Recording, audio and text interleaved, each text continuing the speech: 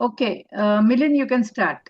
या चला, आता स्पेक्ट्रमचा 19वा सादरीकरण आजचं आहे आणि सर्व उपस्थित लोकांचं हार्दिक स्वागत आहे. आज जरा उपस्थिती कमी असेल कारण 4-5 लोकांनी आपले जे नेहमीचे जे आहेत अटेंड करणारे त्यांनी ऑलरेडी कळवलंय की त्यांना जमणार नाहीये आणि ते त्याचं रेकॉर्डिंग ते बघतील. तर आपण आता 9:35 झालेत, 5 मिनिटं, तर आपण मला वाटतं चालू करूया. मी मंगेश बद्दल थोडंसं बोलणार आहे. थोडंसं मंगेशचं इंट्रोडक्शन देतो.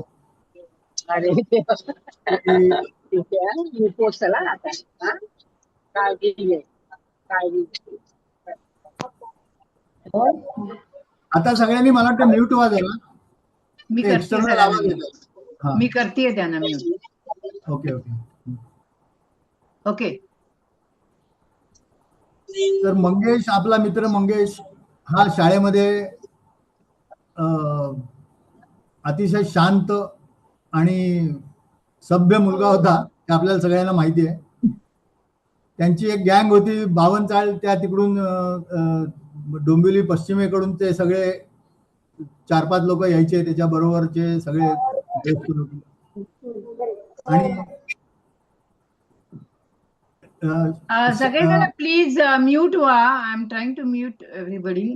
पण म्यूट करायचे. Bharati Phatak please mute. हा, ओके ओके. तर मंगेशचं थोडक्यात मी तुम्हाला त्याची आतापर्यंतची जर्नी मी थोडक्यात सांगतो आणि डिटेलमध्ये तो मंगेश त्याच्या ह्याच्यामध्ये सांगेल, कारण आपला आजचा विषय असा आहे की एका उद्योजकाचा प्रवास. तर त्याच्या प्रवासाबद्दल तो डिटेलमध्ये आपल्याला सांगेलच, पण थोडक्यात त्याची ओळख मी अशी करून देतो की मंगेश शाळेमध्ये अतिशय शांत वगैरे सगळा होता, परंतु संजयला माहीत असेल की त्याची एक ख्याती होती शाळेमध्ये. तो जोक्स फार चांगले सांगायचा आणि सगळी मुलं त्याच्याकडे जमायची आणि मंगेश एक जोक व्हायला पाहिजे आणि त्याच्याकडे भरपूर स्टॉक होता आणि तो जोक्स फार सुंदर सांगायचा, रंगून सांगायचा. तर त्याच्यामुळे तो सगळ्या मुलांमध्ये फार पॉप्युलर होता. तर आता आपल्याला शाळेमधली तर जर्नी माहितीच आहे. 72 साली SSC झाल्यानंतर त्यांनी सायन्सला ऍडमिशन घेतली रुपारेल कॉलेजला आणि इंजिनिअरिंगला जायचं होतं त्याला, परंतु इंटर सायन्सला थोडेसे मार्क कमी पडल्यामुळे त्याला इंजिनिअरिंगला ऍडमिशन मिळू शकली नाही. पण हार न मानता त्यांनी फिजिक्स आपलं आय मीन तुझं मेजर फिजिक्स होतं ना मंगेश? हा, तर BSc केलं आणि इंजिनिअरिंगला मार्क कमी मिळाल्यामुळे त्यांनी एवढी जिद्द पकडली की मी आता चांगला अभ्यास करणार आणि चांगले मार्क कमवणार आणि BScला तो कॉलेजमध्ये पहिला आला. आणखीन त्यांनी MScला ऍडमिशन घेतली. MScला त्याला स्कॉलरशिप मिळाली. त्याचबरोबर कॉलेजनी त्याला लेक्चररशिप सुद्धा ऑफर केली सायमल्टेनियसली, म्हणजे अर्न व्हाईल लर्न या स्कीमच्या अंडर. त्याप्रमाणे त्यांनी 2 वर्ष कॉलेजमध्ये काम पण केलं आणि तो MSc पण करत होता. MScला सुद्धा अतिशय चांगल्या मार्कांनी पास होऊन MSc इलेक्ट्रॉनिक्स त्यांनी केलं आणि युनिव्हर्सिटीमध्ये 4था आला तो MSc इलेक्ट्रॉनिक्स या विषयामध्ये. आणि ते अतिशय कौतुकास्पद आहे. ते झाल्यानंतर त्याला वाटलं की आपण आता MSc झालेलो आहे तर आपल्याला सहजच नोकरी मिळेल, परंतु ज्यावेळी तो नोकरी शोधायला गेला त्यावेळी एकावर एक निराशा पदरी पडत गेले त्याच्या. आणि तो इंटरव्ह्यूला जायचा तर त्याला सांगितलं जायचं की इलेक्ट्रॉनिक्स या माध्यमामध्ये किंवा या इंडस्ट्रीमध्ये MSc इलेक्ट्रॉनिक्सला आम्ही जुमानत नाही. तुम्ही इंजिनियर असतात तर आम्ही तुम्हाला जॉब दिला असता, परंतु MSc इलेक्ट्रॉनिक्सला आणि विदाऊट एनी काय म्हणतो एक्सपिरियन्स, तर त्याला जॉबसाठी बराच हे करायला लागला. पण त्यांना त्याच्या कॉलेजनीच मला वाटते दुसऱ्या एका कॉलेजमध्ये त्याला डेमॉन्स्ट्रेटरशिप मिळाली. तिथे 1 वर्ष त्यांनी डेमॉन्स्ट्रेटरशिप केली. तर त्याच्या कामावरती खुश होऊन त्यांच्या प्रिन्सिपलनी त्याला डोंबिवलीला एक नवीन कॉलेज, त्यांनी कॉलेजचं नाव नाही दिलेलं, पण त्या नवीन कॉलेजमध्ये त्याला डायरेक्ट चांगली पोस्ट ऑफर केली होती. परंतु ती नाकारून, म्हणजे त्याचं एक ध्येय होतं माझ्या मते, लहानपणापासून त्यांनी असं ठरवलं असणार की मी करीन तर ह्या म्हणजे इलेक्ट्रॉनिक्स विषयामध्ये अभ्यास केल्यानंतर त्याचा प्रोडक्शन किंवा ह्या ठिकाणीच मी काम करीन, मला लेक्चरशिप किंवा टीचिंग जॉब करायचा नाहीये. अदरवाईज त्याला 5 पट पगार ऑफर करून सुद्धा, त्याला जी नोकरी मिळाली होती त्याच्यापेक्षा 5 पट पगार ऑफर होऊन सुद्धा त्यांनी ती नोकरी नाकारण्याचं धाडस दाखवलं. त्यानंतर त्यांनी अशा बऱ्याच छोटे मोठे जॉब्स करत शेवटी त्यांनी एक प्रॉडक्ट असं डेव्हलप केलं की जे फार त्याचं फार कौतुक झालं. आणि मग त्याला असं विचार आला की आपण स्वतःच काहीतरी करूया, ह्याच्यामध्ये बिझनेस करूया वगैरे वगैरे. आणि मग त्याला एक पार्टनर मिळाला, इन्व्हेस्टर मिळाला असेल तर त्यांनी त्यांच्याबरोबर पार्टनरशिपमध्ये तो धंदा चालू केला. आणि नंतर आजच्या घडीला तो त्याच्या कंपनीचा, त्यांनी कंपनी एवढी वाढवली आणि आज ज्या स्थितीमध्ये त्यांनी आणलेली आहे, एक यशस्वी उद्योजक म्हणून त्यांनी नाव कमावलेलं आहे. आणि ही त्याची जी जर्नी आहे आपण ती त्याच्याकडूनच आता ऐकूया. परंतु तुझ्या जिद्दीला आणि काय म्हणू आपण, एक जे ठरवलं होतं की मी बिझनेसच करणार आणि काहीतरी नवीन प्रॉडक्ट डेव्हलप करणार, याला आमच्या सर्वांतर्फे तुला सलाम करतो. आणि आता you can start to tell about your journey. चला, ओव्हर टू मंगेश. धन्यवाद मिलिंद.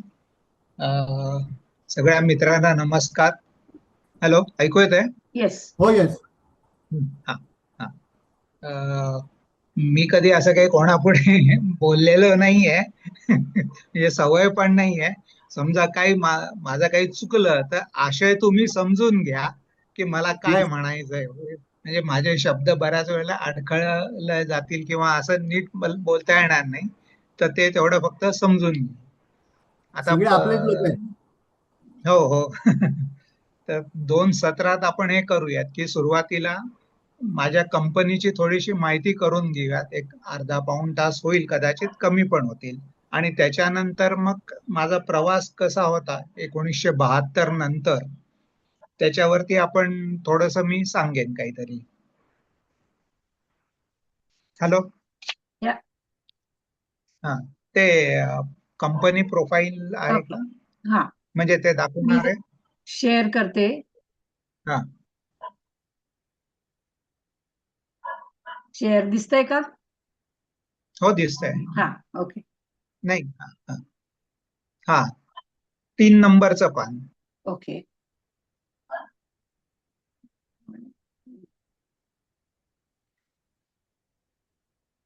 सॉरी. हा, बस. ओके.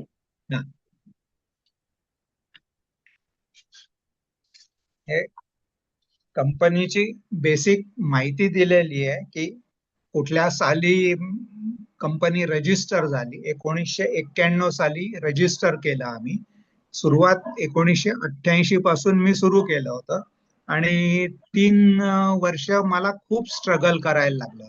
म्हणजे पहिले 2 वर्ष तर म्हणजे पैसे आलेच नाहीत, पण सगळे धडपड चालू होती, पण जिद्द सोडली नाही किंवा असंच सोडून दिलं नाही की बाबा हे आपल्याला जमणारच नाहीये. म्हणून ते म्हणजे 3 वर्षानंतर मग हळूहळू थोडस ह्या व्यवस्थित म्हणजे मला जमायला लागलं ते. आणि मग 1991 साली मी ते हे करून घेतलं, रजिस्टर करून घेतलं आणि नील इलेक्ट्रॉनिक्स हे नाव दिलं.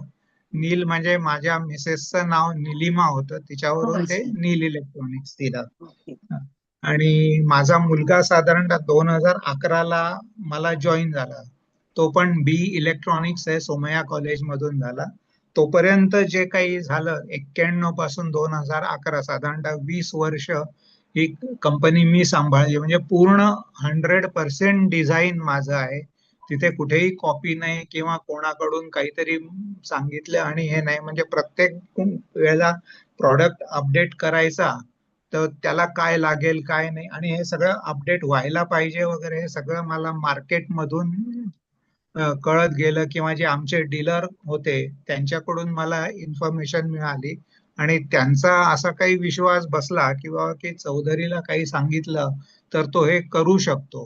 कारण बेसिकली हा प्रॉडक्ट कसा आला हे मी नंतर सांगतो, आपण आधी फक्त याच्याकडे बघून घ्या. त्याच्यानंतर आता ह्या क्षणाला माझ्याकडे 54 लोक काम करतात टोटल, आणि त्या 54 लोकांमध्ये म्हणजे मी सगळ्या प्रकार म्हणजे त्यांच्या सगळ्या कुटुंबाची जबाबदारी माझ्यावरतीच आहे. म्हणजे तेवढा एक मला आनंद आहे किंवा की माझा सुद्धा कोणाला तरी आधार आहे. हम्म. बरं, सगळ्या एम्प्लॉईजला आम्ही पहिल्यापासून म्हणजे फॅसिलिटीज दिलेल्या आहेत की दरवर्षी सॅलरी राईज ही होणारच. त्याच्यानंतर एम्प्लॉई प्रॉव्हिडंट फंड आहे, ESIC आहे, प्रत्येकाचा इन्शुरन्स आहे, बोनस आहे, त्याच्यानंतर ग्रॅच्युइटी मी देतो, ओव्हर टाइम असेल तर तो 1.5 पट ओव्हर टाइम देतो, आणि ऍडव्हान्स वगैरेही कोणाला पाहिजे असेल, काही कार्यक्रम किंवा काही काम असेल, मुलांच्या ऍडमिशन्स असतील तर त्यावेळेलाही त्यांना मी ती मदत करतो 25-30 हजारापर्यंत. आणि वर्ष झाल्यानंतर जो काही प्रॉफिट झालाय, म्हणजे हे आता एक साधारणतः 3-4 वर्ष झाले की हे सुरू केलंय, किंवा की थोडासा प्रॉफिट मधून काही शेअर काढून तो मी सगळ्यांमध्ये डिस्ट्रीब्यूट करून टाकतो. हे साधारणतः माझं हे स्ट्रक्चर असं आहे एम्प्लॉईचं. त्याच्यानंतर माझे फॅक्टरीचा एरिया जो आहे हा 6,000 स्क्वेअर फूट आहे. 6,000 म्हणजे हा अखंड नाही आहे, 2 गाळे आहेत असे, ते 3,000 स्क्वेअर फुटाचे असे 2 आहेत, आणि थोडस वेगवेगळ्या अंतरावरती आहेत. वेगवेगळ्या अंतरावर म्हणजे अगदीच जवळ आहे. त्याला आम्ही 2 युनिट सेपरेट केलेले आहेत. एकाला युनिट 1 म्हटलंय, एकाला युनिट 2 म्हटलेलं आहे. युनिट 2 मध्ये जे स्टँडर्ड पॅनल्स आहेत की ते कंटिन्युअस बनवतच राहायचे, त्याला काही कोणाचं हे नाहीये, एक जस्ट स्टार्टर टाइपच जे पुढे जे चित्र दिसतंय त्याप्रमाणेच आहेत ते. आणि दुसरे जे आहेत U1, तिथे आता मुलगा ते बघतो, हे पूर्ण कस्टमाइज पॅनल, पूर्ण 100% कस्टमरला काय पाहिजे आहे तेव्हा ते त्यांची एन्क्वायरी पाठवतात, आणि त्याप्रमाणे आम्ही त्यांना डिझाईन करून देतो. आणि बऱ्याच वेळेला बघितलंय की त्यांच्या एन्क्वायरीत खूप वेळा म्हणजे बऱ्याच एन्क्वायरी अशा कॉपी केलेल्या असतात वगैरे असतात सगळे इंजिनियर, पण बऱ्याच वेळेला बघितलंय की असं काही व्यवस्थित नॉलेज नाही किंवा काही नाही, मग त्यांना आम्ही पूर्णपणे समजवून देतो, कन्व्हिन्स की बाबा की ही गोष्ट तुम्हाला लागणार आहे, ही घेऊन काही उपयोग नाहीये, उगीच कॉस्ट वाढेल. म्हणजे त्या हिशोबाने मग त्याप्रमाणे मग लोकांचा विश्वासही हे केलाय किंवा की नील इलेक्ट्रॉनिक्स नुसतं कोटेशन आणि प्रॉडक्ट देत नाही, तर आपल्या मागे उभी पण राहते काही प्रॉब्लेम असेल तर. असं हे स्ट्रक्चर आहे. आता पुढचं जे आहे, पुढचं घेतलेलं आहे ना, याच्यात आता एक एक माहिती दिलेली आहे की वॉटर लेवल कंट्रोलर हा जो प्रकार आहे हा मी आधी सुरुवातीला हे केला होता.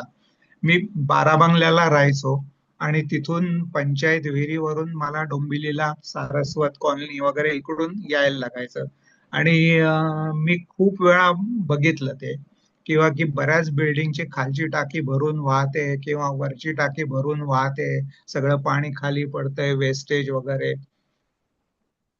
तर मनात असा विचार आला की आपण असं काहीतरी हे करूयात की प्रिव्हेंट केलं पाहिजे, पाणी आहे ते वाचवलं पाहिजे. आणि ऍक्च्युली कसं आहे की वरची टाकी ओव्हरफ्लो होते म्हणजे पाण्याचाही वेस्ट होतो, आणि तुमचा पंप चालू असतो म्हणून ते ओव्हरफ्लो होतो, म्हणजे इलेक्ट्रिसिटी पण तुम्ही वेस्ट करता. तर याच्यावरती म्हणजे एक लेव्हल कंट्रोलर म्हणजे सेन्सरचं लिमिट टाकून पंप चालू किंवा बंद करायचा, असं ते मी हे विचार केला. पण थोडासा स्टडी केल्यानंतर मला असं दिसलं किंवा की हा प्रॉडक्ट ऑलरेडी मार्केटमध्ये आहे, पण तो हेवीली ब्लॅक लिस्टेड झालेला आहे. म्हणजे खूप ठिकाणी मी बघितलं तर प्रत्येक जण म्हणायचं हे काही चालत नाही, हे खराब होतं, सेन्सर खराब होतात, मग ते स्टार्टर खराब होतो, मोटर जळते, ते म्हणजे काही हेच नाहीये त्याला, काही म्हणजे इतकं ते ब्लॅकलिस्ट झालं होतं. पण तरी सुद्धा मी ते मनातून काही काढलं नाही की नाही आपल्याला हे सगळ्यावरती हे करायचं. ब्लॅकलिस्टेड का होतं, बरोबर आहे, म्हणजे तेही मी विचार केला आणि मग असं हे प्रॉडक्ट हे केलंय किंवा की या सगळ्या गोष्टीतून युनिट पास झालं पाहिजे किंवा की म्हणजे मोटर जळते. मोटर जळण्याची कारण काय आहेत की लो व्होल्टेज आपल्या इकडे खूप आता नाहीये पण पूर्वी भयंकर प्रॉब्लेम होता. एखादी फेज नाहीये आणि त्यावेळेला कोणी मोटर चालू केली किंवा चालू राहिली तर ती हमखास जळणार किंवा मोटर उलटी फिरत राहते, ड्राय फिरते वगैरे वगैरे बऱ्याच गोष्टी आहेत की ज्याच्यामुळे मोटर जळते. आणि बाकी इतर जे आहे ते ओव्हरफ्लो वगैरे हे वेस्टेज आहे. तर त्याप्रमाणे मी ते युनिट डेव्हलप केलं छोटस. आणि ते युनिट जे आहे ते पंप रूम मध्ये एक स्टार्टर असायचा पंपाला लावलेला. हे युनिट त्या म्हणजे स्टार्टर कसं आहे की कोणीतरी मॅन्युअली जाऊन ते स्टार्टर वरच बटन दाबायचं, पंप सुरू होईल. ज्यावेळेला पाणी नको असेल त्यावेळेला स्टॉप बटन दाबलं की मोटर बंद झाली. तेच टेक्निक आम्ही युनिट कडून करून घेतलं किंवा की ज्यावेळेला पाणी भरली असेल टाकी त्यावेळेला तो स्टार्टर युनिट कडून ऑन व्हायचा, मोटर सुरू व्हायची आणि कुठली समजा खालची टाकी रिकामी झाली किंवा वरची टाकी फुल झाली तर तो मोटर बंद करून टाकणार. मग परत दुसरी सायकल जेव्हा केव्हा म्युन्सिपाल्टीचं पाणी येईल त्यावेळेला ते चालू राहील. म्हणजे हे आमचं एक बेसिक पहिलं प्रॉडक्ट होतं. त्याच्यानंतर त्याच्यात मी थोडंसं डेव्हलप केलं किंवा की असा एखादं युनिट बनव की त्याच्यातच बिल्ट इन स्टार्टर टाकून देऊ. म्हणजे मग एक दुसऱ्या स्टार्टरची वायरिंग वगैरे करा, म्हणजे ते सगळं निघून जाईल आणि एक वन पीस प्रॉडक्ट होईल. आणि मग त्याच्यात मला अजून ऍडिशन पण करता आली किंवा की बऱ्याच ठिकाणी पंप रूम मध्ये 3 लाईट लावलेले असतात म्हणजे 3 फेज सप्लाय आहे की नाही ते समजण्यासाठी. पण त्यातले ऑलरेडी एखादा बल्ब गेलेलाच असतो. त्याच्यानंतर मोटर करंट किती घेते आहे, व्होल्टेज किती आहे, एक व्होल्टमीटर एक ॲमीटर हे पण त्या पॅनलला लावलेले आहेत की तुम्ही केव्हाही जाऊन व्होल्टेज बघू शकतात किंवा मोटरचा करंट बरोबर आहे की नाही, म्हणजे मोटरला ओव्हरऑलिंग करावी लागेल की नाही. करंट वाढला म्हणजे समजायचं किंवा की मोटर ओव्हरऑलिंगला आलेली आहे, तिचं लगेच ओव्हरऑलिंग करून घेतली तर तिचं लाईफ वाढतं, एफिशियन्सी वाढते. पण हे जर नाही समजलं तर ती शेवटी एंडला जाऊन ती जळून जाते. असं ते हे आहे, म्हणजे ते पूर्णपणे त्याप्रमाणे हे केलेलं आहे.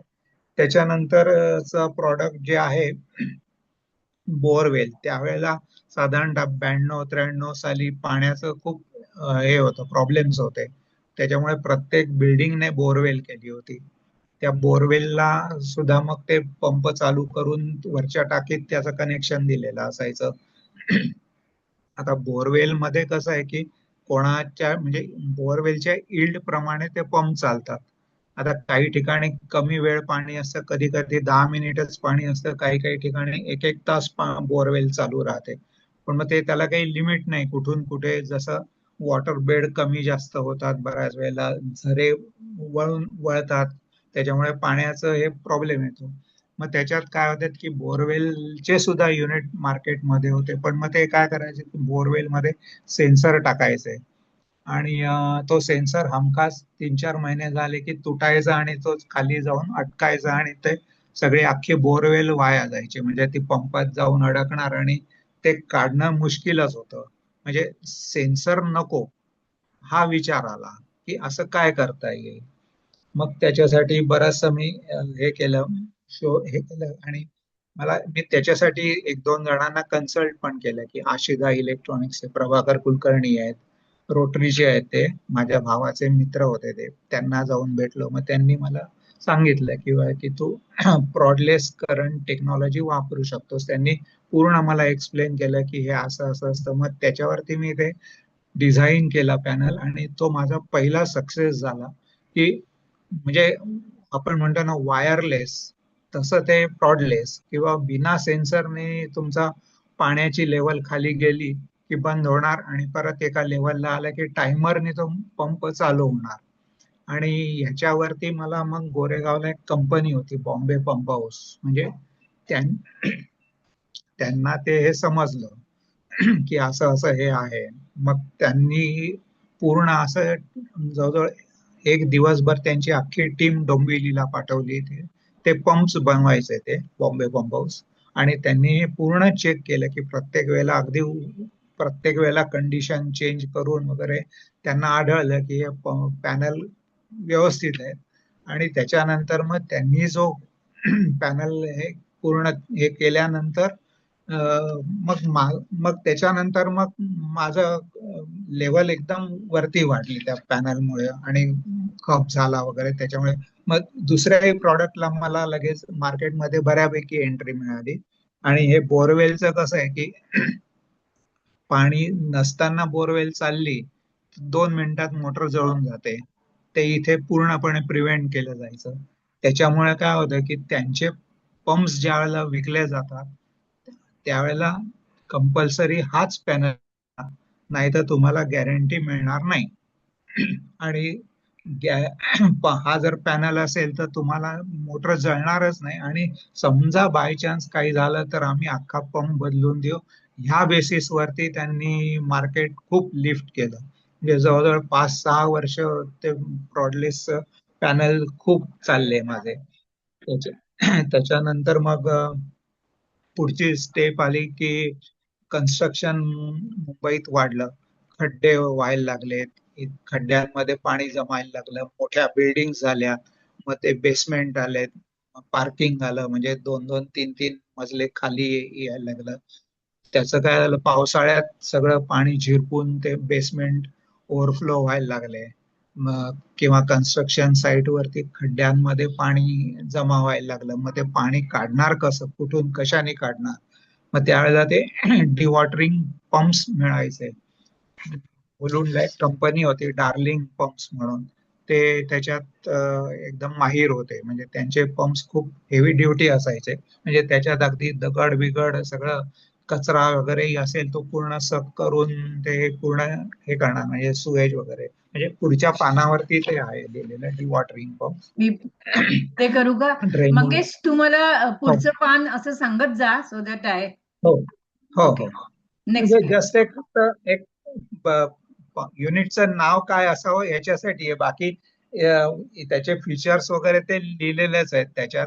ते काही ओके मी एवढं सांगत नाही, कारण ओके फीचर बहुतेक सगळ्यांना सारखेच आहेत. फक्त मी एक ओके ऍप्लिकेशन सांगतो आणि कशा माझ्या स्टेजेस बदलत गेल्या त्या. हं? तर असं या ते डिवॉटरिंगचं हे सुरू झालं. आता डिवॉटरिंग मध्ये काय असतात की खड्डे हे पावसाळ्यातच जास्त जातात. आणि की पाऊस खूप आला तर खड्ड्यात पाणी जमा होतं आणि मग ते पाणी फेकायला पंप्स लागतात. मग कधी कधी बाहेरच्या पाण्याचा फ्लो खूप वाढतो, पण तो एक पंप कॅपेबल होत नाही. म्हणजे ते टाकी तो खड्डा भरतच जातो आणि पाणी पसरत जातं, किंवा बेसमेंट मध्ये सगळं पाण्याची लेवल वाढत जाते. मग त्या केसमध्ये काय करतात हे लोक की 2 पंप 3 पंप पॅरलली लावतात तिथे. मग त्या केसमध्ये रिक्वायरमेंट कशी असेल त्याप्रमाणे मी ते पंपिंग ऑन केलं. जर बाहेरचा फ्लो जास्त असेल तर मग दुसरा पंप ऑटोमॅटिक सुरू होईल. त्याच्यापेक्षाही जर फ्लो वाढला तर तिसराही पंप ऑटोमॅटिक सुरू होईल. असं जे म्हणजे अल्टरनेट आणि सायमल्टेनियस ऑपरेशन त्याला आम्ही म्हणतो, ते ऑटोमॅटिक सुरू व्हायचं. अशा प्रकाराने हे डिवॉटरिंग पंप्सचे माझे पॅनल तयार झाले. त्याच्यानंतर मग पुढच्या पानावरती आहेत हे प्रेशर पंप्स आहेत. प्रेशर पंप म्हणजे त्यावेळेला आम्ही म्हणायचो की श्रीमंत माणसांकडे खूप जोरात पाणी येतं. आपल्याकडे अगदी बारीक धार असते, पण त्यांच्याकडे केव्हाही गेलं नळ उघडला की एकदम स्पीडने पाणी येतं, किंवा ते शॉवरला वगैरे पाणी येतं. म्हणजे त्यांना तो एक क्रेज असतो. तर तिथे ते प्रेशर पंपचा इफेक्ट आहे. पण तो टेम्पररी प्रत्येकाच्या घरापुरती होता. पण हे असे प्रेशर पंप नंतर अख्ख्या हॉटेल किंवा मॉल्स, हॉस्पिटल याच्यामध्ये पंपिंग स्टेशनला जे आधीचे जे पंप्स आहेत त्याच्याऐवजी पंप लावतात, की ज्याच्यामुळे कसं आहे की वरची टाकी तुम्हाला गरज नाही लागत. तुम्ही नळ उघडलात की पंप चालू होतो खाली, आणि नळ बंद केलात की पंप खाली बंद होतो. आणि त्याच्यामध्ये मग प्रेशर मध्ये तुमचे 3-4 पंप लाईनीत असतात. इथे बाजूला एक चित्र दाखवलेलं आहे हे सगळे पंप्स दाखवले, 4 दिसत आहेत, 5 पंप दिसत आहेत मंगेश, डावीकडे. मी बरोबर पेज वरती आहे का? नाही नाही, आधीचं पेज पाहिजे, आधी हे शेवटी गेलं. हे हो हे हो, हेच पेज. आहे. हा, हा ओके. हा, हे इकडे दिसत आहेत, हे पंप्स आहेत ऍक्च्युली. ओके. 3 पंप 4 पंप एका लाईन येत आहेत, म्हणजे जशी हो. रिक्वायरमेंट असेल. हा, समजा एकाच वेळेला खूप जणांनी जर टॅप ओपन केला तर हे प्रेशर वरती आहे, याच्यात सेन्सर किंवा लेवल वगैरे हे नाही आहे. प्रेशर एकदम ड्रॉप होत जातो. मग त्या केसमध्ये प्रेशर ड्रॉप झाला तर मग जसा प्रेशर सेटिंग, प्रत्येक पंपाला एक एक सेटिंग दिलंय, त्याच्यापेक्षा तो खाली गेला तर मग पहिला पंप सुरू होतो, दुसरा होतो, तिसरा होतो, चौथा होतो, आणि जसा प्रेशर कमी होत जातो तसा परत ते चौथा बंद होतो, तिसरा, मग दुसरा, मग पहिला, असं सिक्वेन्स आहे. म्हणजे ह्या केसमध्ये असे ते पंपिंग सिस्टम आहेत. त्याच्यानंतर मग फायर फायटिंग आहेत. हे फायर फायटिंग आता कंपल्सरीच आहे सगळ्या मोठ्या टॉवर्स वगैरे यांच्यासाठी. याच्यात मल्टिपल पंप्स असतात, हायड्रंट आहेत, स्प्रिंकलर्स आहेत, त्याच्यानंतर जॉकी पंप्स आहेत, बूस्टर पंप्स असतात, आणि सगळ्यात शेवटी डिझेल इंजिन असतात पंप्स. म्हणजे समजा आग लागली आणि जर इलेक्ट्रिक रूम मध्येच आग लागली तर पंप चालू होणार नाही. मग त्या केसमध्ये प्रेशर जो ड्रॉप होत जातो तो एका लेवलला आला की मग आम्ही या पॅनल मधून ते डिझेल इंजिन असतं ते ऑटोमॅटिक सुरू करतो. म्हणजे जसे आपण कार चालू करतो क्रँकिंग, तसं ते केलं जातं आणि ते पंप चालू होतात. बाकी मग हायड्रंट म्हणजे आपण प्रत्येक फ्लोअरला, बिल्डिंगला एक काचेची पेटी असते आणि त्याच्यात मोठा लाल पाईप असतो, तेव्हा हायड्रंट पंप असतो. म्हणजे तुम्ही ते काचेची पेटी ओपन करून त्याच्यातून होच पाईप बाहेर काढलात, तो वॉल उघडला की खालचा हायड्रंट पंप चालू होतो आणि तुम्हाला फोर्स मध्ये पाणी येतं. स्प्रिंकलर्स जे असतात ते जिथे लॉबी असते किंवा थिएटर्स असतात, हॉस्पिटल असतात, मॉल असतात, तिथे जर आपण सिलिंगला बघितलं तर स्प्रिंकलर लावलेले असतात सगळ्या ठिकाणी असे वेगवेगळ्या अंतरावरती, आणि ते डायरेक्ट त्या स्प्रिंकलर याला कनेक्ट केलेलं असतात. म्हणजे कुठेही समजा आग लागली किंवा थोडस काही हे झालं, त्याचा धूर निघतो, आणि मग तिथे त्या स्प्रिंकलरच्या बाजूला स्मोक डिटेक्टर पण लावलेले असतात. ते स्मोक डिटेक्टर ते स्मोक डिटेक्ट करतात आणि तिथून मग ते आमच्या पॅनलला कमांड देतात किंवा की ह्या ह्या लोकेशनचा, म्हणजे तिसऱ्या 3 नंबरच्या फ्लोअरला धूर आलाय, मग त्या हिशोबाने ते स्प्रिंकलरला ऑटोमॅटिक वॉल लावलेले असतात. स्प्रिंकलर चालू होतो पंप आणि ते तिसऱ्या मजल्यावरती जे वॉल असतात ते ओपन होतात. ओपन झालं की सगळं पाणी त्या तिसऱ्या मजल्यावरतीच पूर्ण असं स्प्रिंकलर, शेतात जसे हे असतात तसे ते स्प्रिंकलरनी सगळीकडे पाणी मारलं जातं, त्याच्यामुळे ती आग कमी केली जाते. असं हे या फायर फायटिंगचं फंक्शन आहे. त्याच्यानंतर मग पुढे ऍक्च्युली हे कुठलं जे, पेज पाहिजे? विच पेज नाही डू यू पेज वॉन्ट? नाही, हा पेज नाही, ह्याच्यात एक मध्येच हे सांगतो काय, ओके. हे प्रत्येक डिझाईन हे मी स्वतः केलेले आहेत. प्रत्येक हे ऑटोमेशन वगैरे जे काही सिक्वेन्स आहेत, कसं प्रकाराने काय चालायला पाहिजे.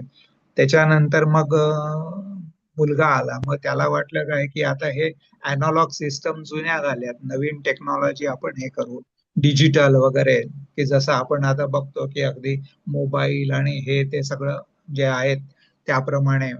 तर तसे आम्ही डेव्हलप केलं साधारणतः 2015 मध्ये वगैरे.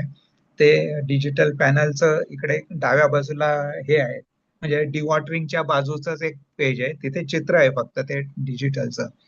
पण म्हणजे ऍक्च्युली हे डिजिटल पॅनल आहेत, याची अॅक्युरसी फार भयंकर आहे, एफिशियंट आहेत, आणि स्पेस सेव्हिंग आहेत, आणि दुसरं कॉस्ट कमी आहे.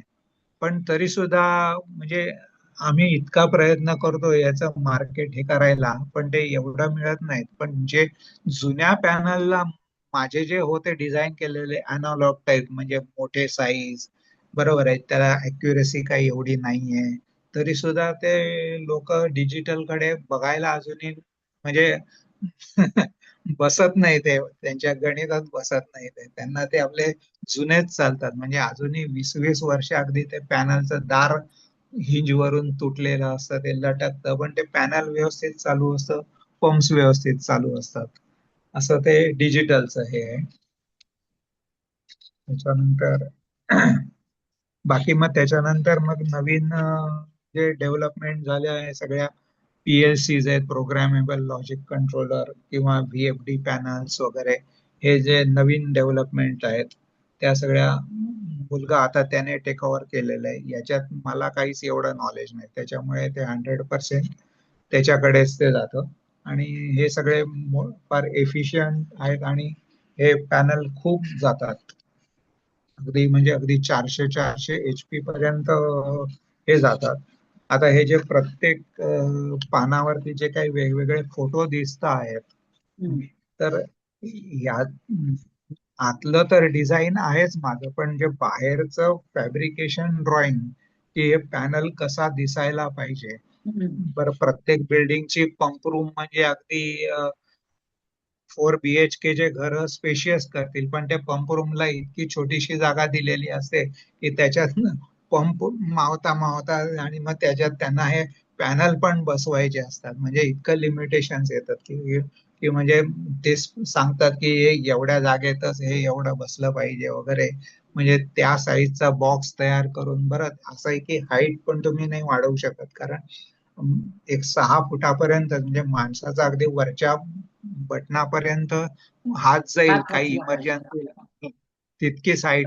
हे असं काही 8 फूट आहे म्हणून 8 फुटाचा पॅनल बनवू नाही शकत. बरोबर. माणसाचा हात अगदी वरपर्यंत जाईल तेवढंच ते लिमिट आहे, म्हणजे 2 मीटर जास्तीत जास्त, बस त्याच्यावरती पॅनलची हाईट जाऊ शकत नाही. मग त्या केसमध्ये आणि बाकीचे जे बाहेरचा जो फ्रंटला जो व्ह्यू दिसतो आहे, प्रत्येक ठिकाणी इंडिकेटर्स आहेत, स्विचेस आहेत, मीटर्स आहेत, ते सगळे कुठे असायला पाहिजेत, कसे असायला पाहिजेत, ते त्याच्याने एस्थेटिक व्हॅल्यू कशी येईल पॅनलला, तो दिसलाही चांगला पाहिजे. आतल्या वायरिंगलाही तो कमी झाला पाहिजे, नाहीतर इंडिकेटर या साईडला आणि वायरिंग पूर्ण असं फिरून दरवाजावर फिरणार, म्हणजे वायरची कॉस्ट वाढली वगैरे. हे सगळं हे करून प्रत्येक पॅनल हा डिझाईन मी केलेला आहे. आणि आत्ताही अजूनही हे सगळे जे दिसत आहेत बॉक्सेस वेगवेगळ्या प्रकारचे, हे अजूनही मीच करतो. आणि हे सगळं मी पेजमेकर वरती करतो. म्हणजे सगळ्यांना ते आश्चर्य वाटतं, आता कॅड आलंय, हे झालंय, ते कॅड वरती आम्ही खूप घेतलेत, पण अजूनही असा काही हे कोणी मिळाला नाहीत की तो हे या एफिशियंटनी, म्हणजे कॅड ऍक्च्युली खरोखर चांगलं आहे, म्हणजे त्याच्यात फास्ट होऊ शकतं, पण अजून होत नाहीये. त्यांच्यापेक्षा मला एवढी सवय झाली की पेजमेकर वरती मी हे ड्रॉइंग फटाफट बनवून फॅब्रिकेशनला देऊ शकतो. आणि फॅब्रिकेटरलाही काही हे प्रॉब्लेम नाही, म्हणजे त्याला काय पाहिजे आहे हे मी नुसतं ड्रॉइंग दिलं की त्या हिशोबाने तो फॅब्रिकेट करून देतो पॅनल. नंतर हे सगळे शेवटचे वेगवेगळे कस्टमर्स कोण कोण आहेत, काय आहेत, हे सगळे हा कुठल्या ते कुठल्या इंडस्ट्रीज हे हा लागलेले आहेत. सेक्टर्स वी सर्व याच्यामध्ये आहेत. हो केमिकल हो. इंडस्ट्रीज, स्टील हा industries, commercial buildings, residential buildings, airports and seaports, power हा plants, water treatment plants, pharma हा इंडस्ट्रीज, मेट्रो रेल हो आणि इंडियन रेल्वेज. हा आणि हे हा. तुझे क्लायंट्स. क्लायंट्स आहेत, ती क्लायंट लिस्ट आहे. एक 2 मिनिटात ही जी एक लिस्ट आम्ही बऱ्याच जणांना देतो, त्याच्यात मी फक्त नुसतं एक वाचून दाखवतो की रिप्युटेड डेव्हलपर्स आणि हे आहेत की लोढा डेव्हलपर्स आहेत, त्यांना आमचे मॅक्झिमम पॅनल जातात. टाटा हाऊसिंग आहे, रहेजा ग्रुप आहे, रहेजा युनिव्हर्सल आहेत, नंतर रुस्तमजी, रुनवॉल, ओबेरॉय, गोदरेज, कल्पतरू, पिरामल्स, कनाकिया, पुराणी, DB रियाल्टी, हे सगळे आमचे कस्टमर्स आहेत. त्याच्यानंतर शहापूर पॅलनजीचे जेवढे प्रोजेक्ट्स आहेत तिथे आमचे पॅनल्स आहेत. त्याच्यानंतर घणसोलीला रिलायन्स ट्विन टॉवर्स, तिथे पॅनल आहेत. इंडिया बुल्स ग्रीन पनवेलला आहे. वडाळ्याला लोढा, म्हणजे मॅक्झिमम ज्या लोढाच्या अगदी प्रेस्टिजियस म्हणतो आपण, वरळीला वगैरे, तिथे सुद्धा हे आमचे फायर फायटिंगचे पॅनल वगैरे आहेत तिथे. त्याच्यानंतर almost more than 35 numbers thermal power plant for भेल आणि NTPC आहेत. त्याच्यानंतर स्टील प्लांट आहेत, L&T, ECC, Tata steel, JSW, SR, Bhushan, SAIL. JSW ह्या मॅक्झिमम आमचा कस्टमर आहे. वासिंद आहे, खोपोली आहे आणि हे अलिबागला आहे.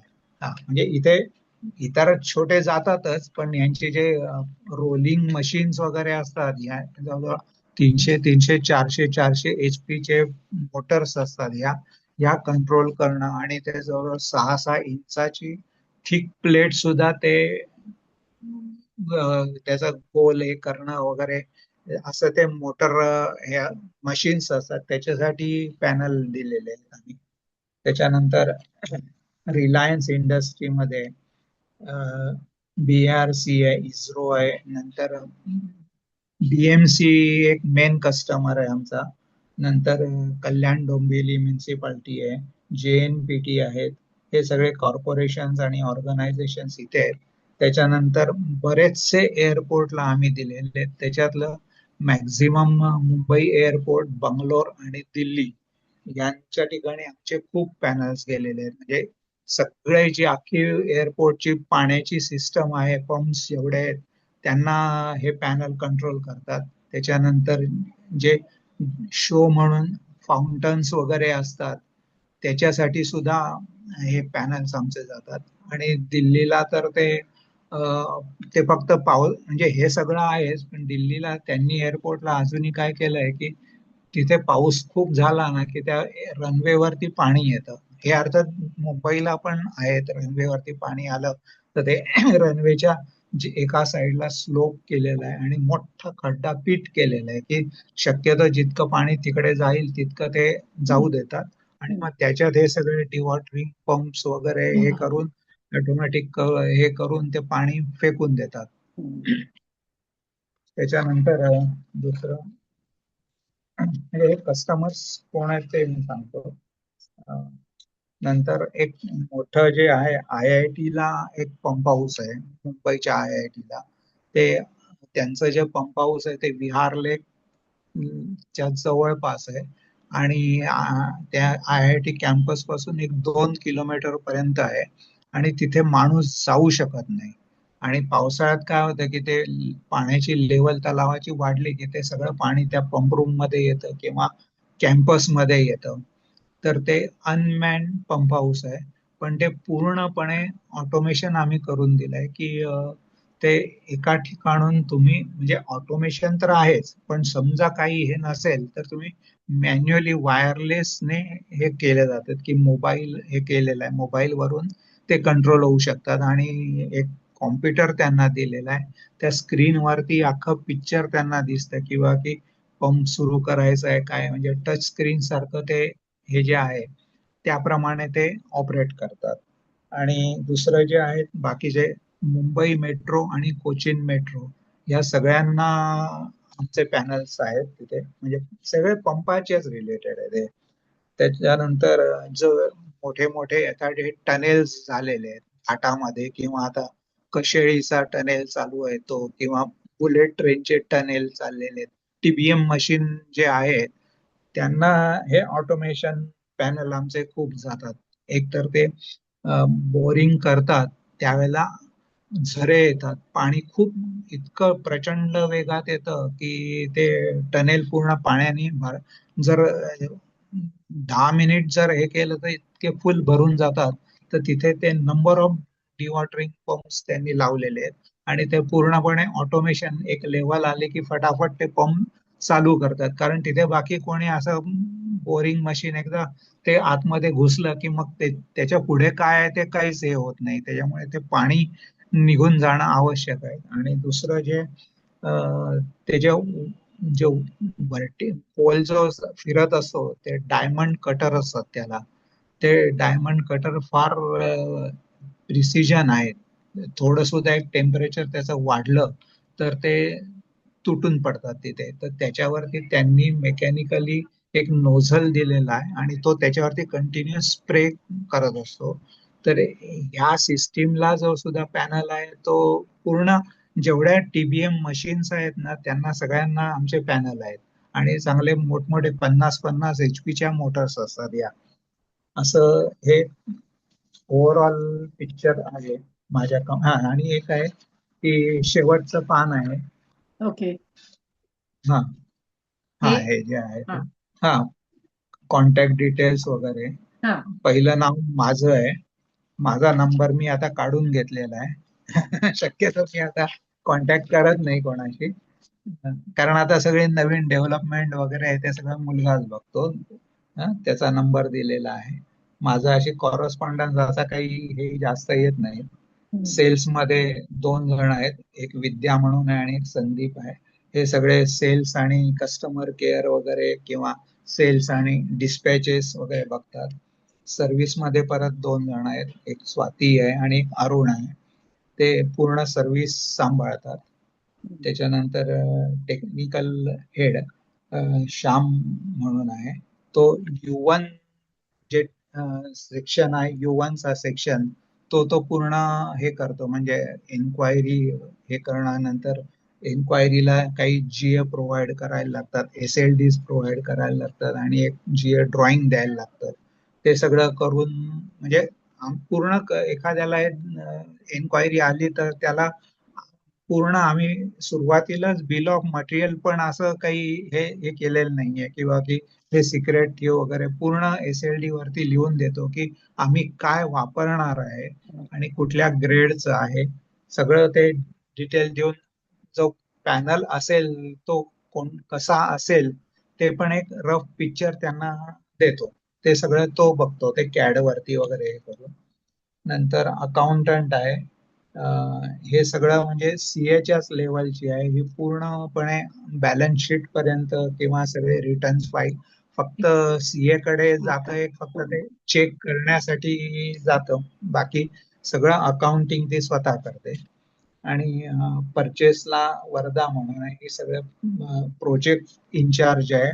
सगळे जे प्रोजेक्ट चालतात ते किंवा डिस्काउंट वगैरे सप्लायर कडून घेणं वगैरे ह्या गोष्टी सगळ्या ते बघते. आणि बाकी बँकेचं ट्रान्झॅक्शन आधी मिसेस बघत होती, त्याच्यामुळे मला कधीच बँकेत जावायला हे मिळालं नाही. म्हणजे गेल्या 30 वर्षात मी बँकेत आमच्या कुठल्याच बँकेत गेलेलं नाही. केव्हा तरी रेअर असंच गेलेलं आहे. बाकी ते सगळं ते मॅनेजर पासून सगळं ती सांभाळत होते. त्याच्या म्हणजे मला कधीच गरज लागली नाही. आणि आता बँकेत जायला लागतंय नाही त्या गोष्टींसाठी. ते मला समजतंय की किती आता डिफिकल्ट आहे. म्हणजे एखादा फॉर्म हा भरून द्या म्हटलं तरी मला ते पहिल्यापासून की नाव कुठे लिहायचं, मग ह्या कॉलम मध्ये म्हणजे इथपासून सुरुवात आहे. बरं, माझ्याकडे म्हणजे कुठलंही ATM कार्ड नाहीये, माझ्याकडे क्रेडिट कार्ड नाहीये, मला डिजिटल पेमेंट करता येत नाही, याच्यातही काही नाहीये. एकदम झिरो आहे. म्हणजे लोकांना तेही आश्चर्य वाटतं की तुझ्याकडे कार्ड नाही म्हणजे काय. ATM मध्ये सुद्धा घरचे सगळेजण ATM ला जाऊन पैसे काढतात, पण मला अजूनही आश्चर्य वाटतं की ATM मध्ये ते कार्ड घातल्यानंतर आतून पैसे कसे काय येत असतील. म्हणजे इतकं हे आहे याचं. हे साधारण कंपनी प्रोफाईलचं हे एवढं हे होतं, या हिशोबाने होतं. आता काय हो? हा, नंतर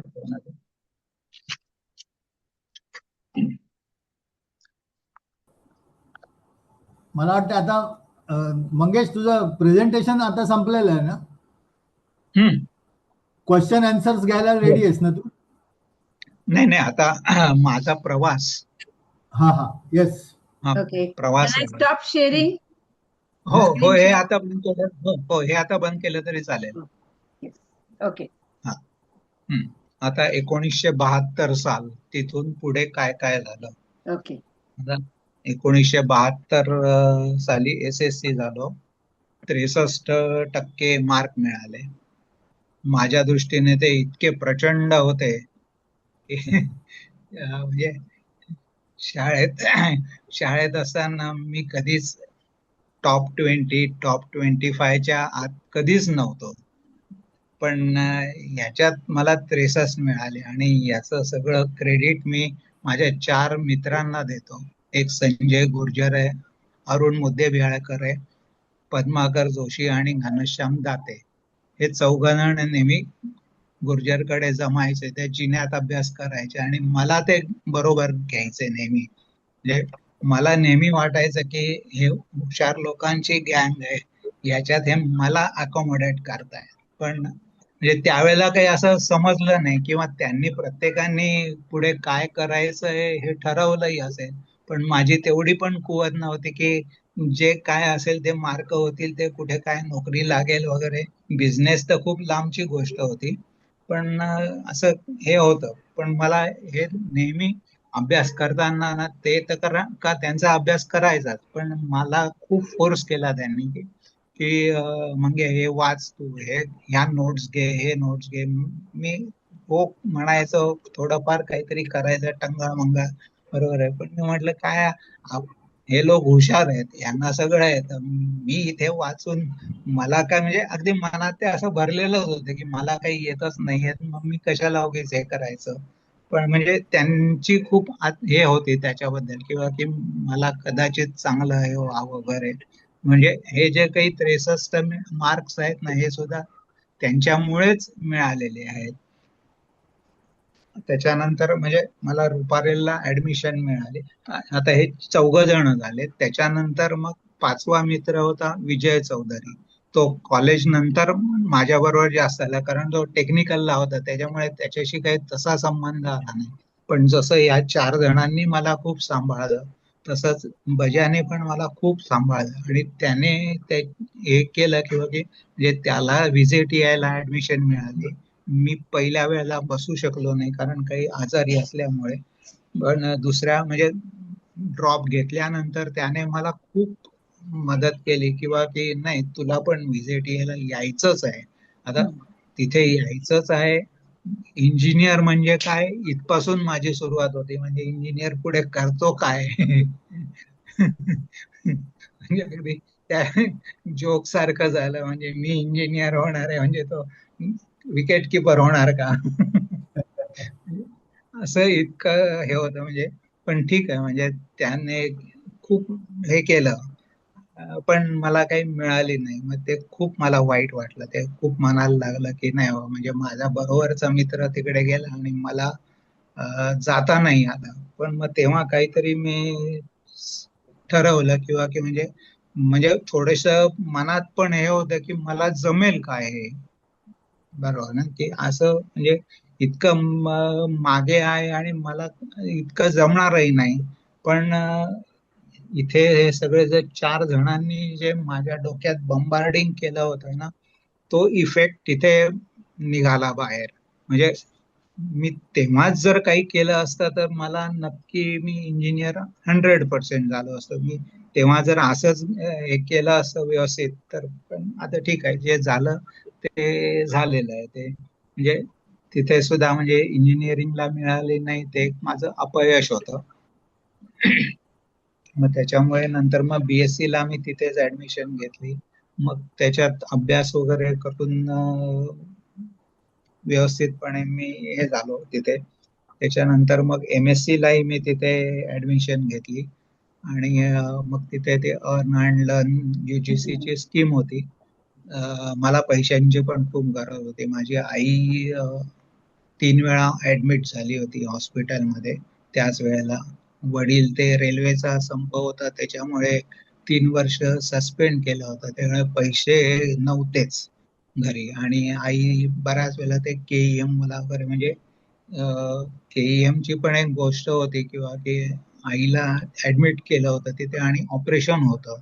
ते मला वडिलांची नंतर परत जॉईन झाले होते. वडील पॉवर हाऊसला होते तिथे ठाकुर्लीला, त्यांची शिफ्ट असायची.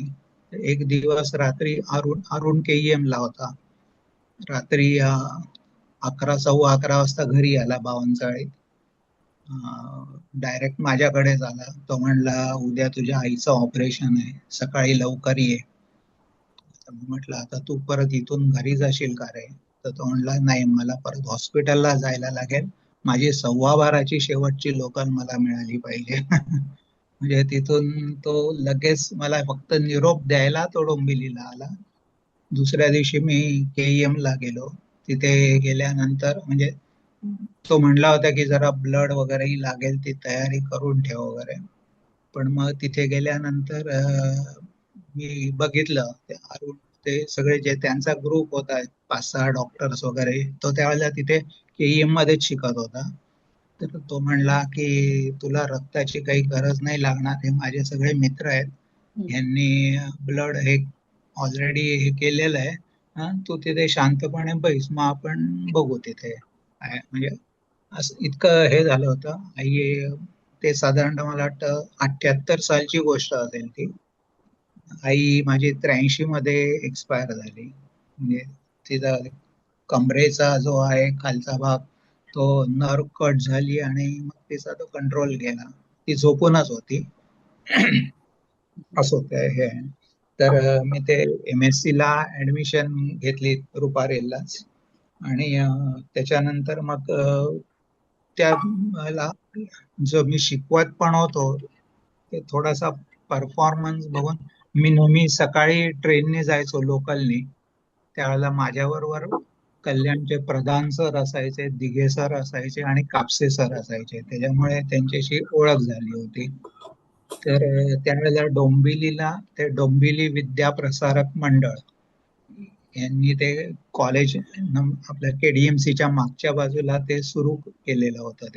ते नंतर पुढे जाऊन पेंढारकर कॉलेज झालं ते.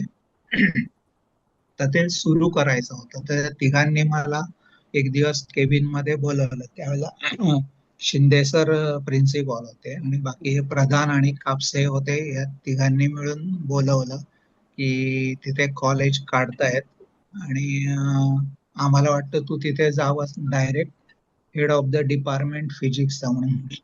एवढी जबाबदारी म्हटलं नाही मी घेऊ शकत.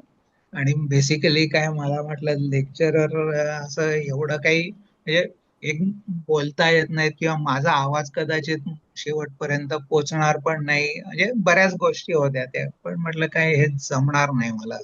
म्हणजे तिथेच हे सांगितलं त्यांनी, ठीक तसं काही हे नाहीये. त्यांनी फक्त एक सांगितलं की तू डोंबिवलीतच राहतोस आणि बऱ्यापैकी हे कंट्रोल करू शकशील म्हणून तुला विचारलं, बाकी काही असं हे नाही. मग त्याच्यानंतर MSc झालो आणि त्याच्यानंतर मग रँक होल्डर होतो. मला वाटलं मला आता खूप काही येतं. पण जवळ मी वर्षभर फिरलो नोकरीसाठी, कुठेही नोकरी मिळाली नाही. म्हणजे प्रत्येकाने असा म्हणजे काही काही लोकांनी तर म्हणजे इतका हे केला की पेपर बघितला MSc म्हणजे प्रश्न पण नाही विचारले, तिथूनच बाहेर जा म्हणून सांगितलं की इतकं हे किंवा म्हणजे त्यांनी क्लिअर केलं. काही लोकांनी तर क्लिअरच केलं किंवा की MSc आहे म्हणजे एकतर इंडस्ट्रीमध्ये चालत नाही, तुम्ही एक तर प्रोफेसर व्हा शिकवायचा आहे किंवा मग कुठेतरी सेल्स किंवा मार्केटिंगला तुम्हाला नोकरी मिळू शकेल, बाकी इंडस्ट्रीत कुठेच नाही मिळणार. अरे म्हटलं आता म्हणजे त्यांना त्यांच्या दृष्टीने काय किंवा की प्रॅक्टिकल हे पाहिजे इंडस्ट्रीत जायला. आता प्रॅक्टिकल नॉलेज तर काही नाहीये. परत एवढा असून म्हणजे जो एक आनंद होता MSc चा, तो सगळा तिथेच मावळला. आणि परत म्हणजे अगदी निराश झालं, अपयश आल्यासारखं वाटायला लागलं. पण मग काय करावं, मग म्हटलं आता परत काहीतरी इलेक्ट्रॉनिक्स शिकायला पाहिजे. काय आम्हाला टगरसी सर होते युनिव्हर्सिटी कॅम्पसला इलेक्ट्रॉनिक्स शिकवायला, त्यांना मी जाऊन भेटलो होते. HOD होते नॅशनल कॉलेजचे. त्यांना सांगितलं असं असं आहे आणि मला इंडस्ट्रीतच जायचं आहे. मग ते म्हणले काय की उद्या ये, मी प्रिन्सिपॉलशी बोलून ठेवतो. दुसऱ्या दिवशी गेल्यानंतर मग ते म्हणले ठीक आहे तू जॉईन हो इथे. आणि त्यांनीच मला सांगितलं की एक तर तुला पहिली बॅच देतो की तिथे काहीच तुला काम करायचं नाहीये, टेन्शन नाहीये. आणि एक शेवटची म्हणजे नवीन कोर्सची पहिली बॅच होती TYBSc, की त्यांच्यात आणि आपल्या याच्यात खूप तफावत होती. म्हणजे त्यांना बऱ्यापैकी डिटेलिंग होतं, प्रॅक्टिकल नॉलेज होतं लॅबोरेटरी मध्ये वगैरे. तिथे म्हणजे मी त्या मुलांबरोबर स्टुडंट म्हणूनच मी काम केलं. आणि बाकीचे जे 11वीचे मुलं होते ते सगळे हे करायचे. त्यांचा मी डेमो लॅबोरेटरीला हे होतो, आणि त्याच्यात असं झालं की म्हणजे ज्युनियर कॉलेजच होतं ते. आणि म्हणजे अशी काही कल्पनाच नव्हती असं काही होऊ शकेल वगैरे, म्हणजे की नोकरी हे करता करता म्हणजे 8-10 महिने होऊन गेले आणि बऱ्यापैकी हे झालं आणि मग मी परत नोकरी शोधायच्या ह्याच्यात लागलो. आणि मग त्याच्यानंतर वडाळ्याला एका कंपनीत छोट्याशा इंडस्ट्रियल इस्टेट मध्ये मला एक जॉब मिळाला, की त्यांचे ते टेक्सटाईल मिलला मॉइश्चरोमीटर युनिट असतात, ते पूर्वी वॉल असायचे, आपले रेडिओ कसे असतात तसेच ते वॉलचं युनिट असायचं. आणि ते एकतर टेक्सटाईल मिल मध्ये सायझिंग डिपार्टमेंट म्हणजे आधीच हॉट, आणि त्याच्यात हे वॉल पण गरम व्हायचे, बऱ्याच वेळेला फेल्युअर व्हायचं ते. मग त्यांना ते एक सॉलिड स्टेट मध्ये कन्वर्ट करून पाहिजे होतं, आयसी बेस्ड वगैरे, म्हणजे सेम युनिट होतं पण ते सगळं चेंज करून सर्किट डिझाईन वेगळं करून ते करायचं होतं, असं त्यांचा तो प्रोजेक्ट होता. म्हणजे ते स्वतः नव्हते, त्यांच्या बाजूचा एक दुसरा गाळा होता, तिथे स्वामी म्हणून हे होते, वयस्कर माणूस होता, 60-62 वर्षाचा असेल त्यावेळेला.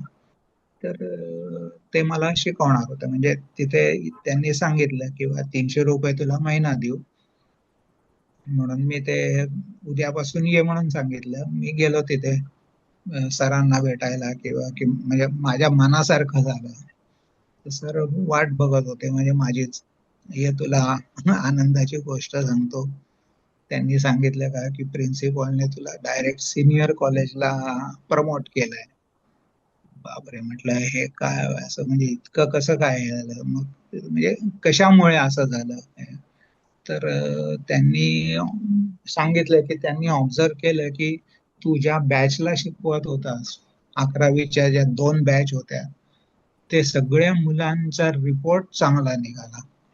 हा, नाही तर आतापर्यंत नॅशनल कॉलेजच्या ह्याच्यात असं कधीच झालं नाही. म्हणजे काय की म्हणजे हा एक्सपिरियन्स मी पण घेतलाय की मी बऱ्याच वेळेला ना त्या मुलांकडून करून घ्यायचं. तिथे मुलं मुली सगळे एकदम हाय सोसायटी, पाली हिल वरूनच यायचे ते सगळे.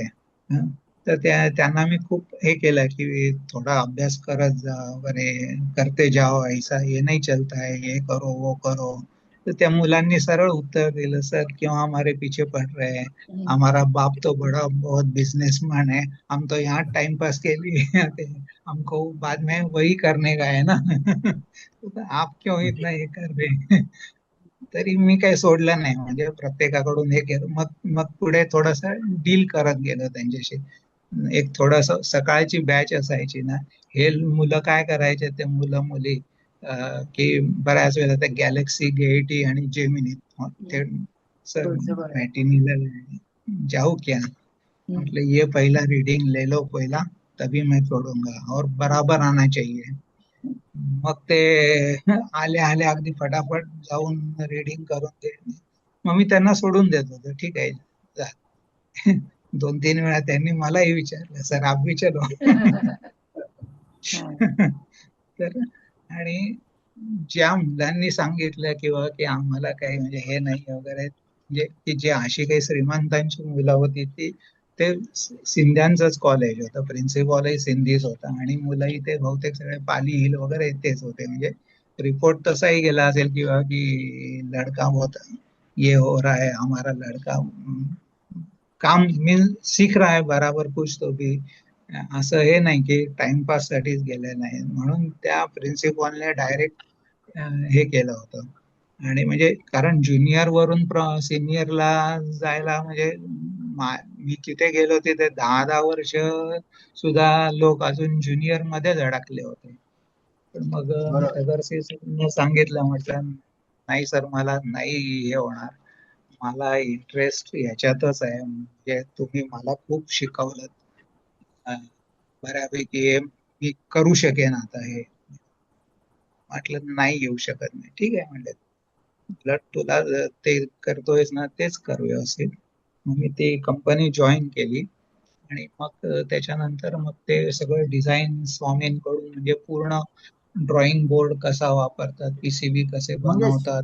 मंगेश हं, एकच मिनिट. हो हो तू जे सांगितलं नाहीस ते मी सांगतो, की हा त्याला 300 रुपयाची नोकरी वडाळ्याला मिळाली. हा 300 रुपये तुझी सॅलरी होती, बरोबर आहे, फर्स्ट सॅलरी होय 300 रुपये. हो पण कॉलेजमध्ये त्याला जी सिनियर कॉलेजला जी पोस्ट ऑफर झाली होती त्याचा हा. पगार 1600 रुपये होता. म्हणजे मगाशी मी जे बरोबर. बोललो की हो. 5 पट जास्ती पगार असून सुद्धा हा हा. तू ते नाकारलीस आणि ह्याला बरोबर.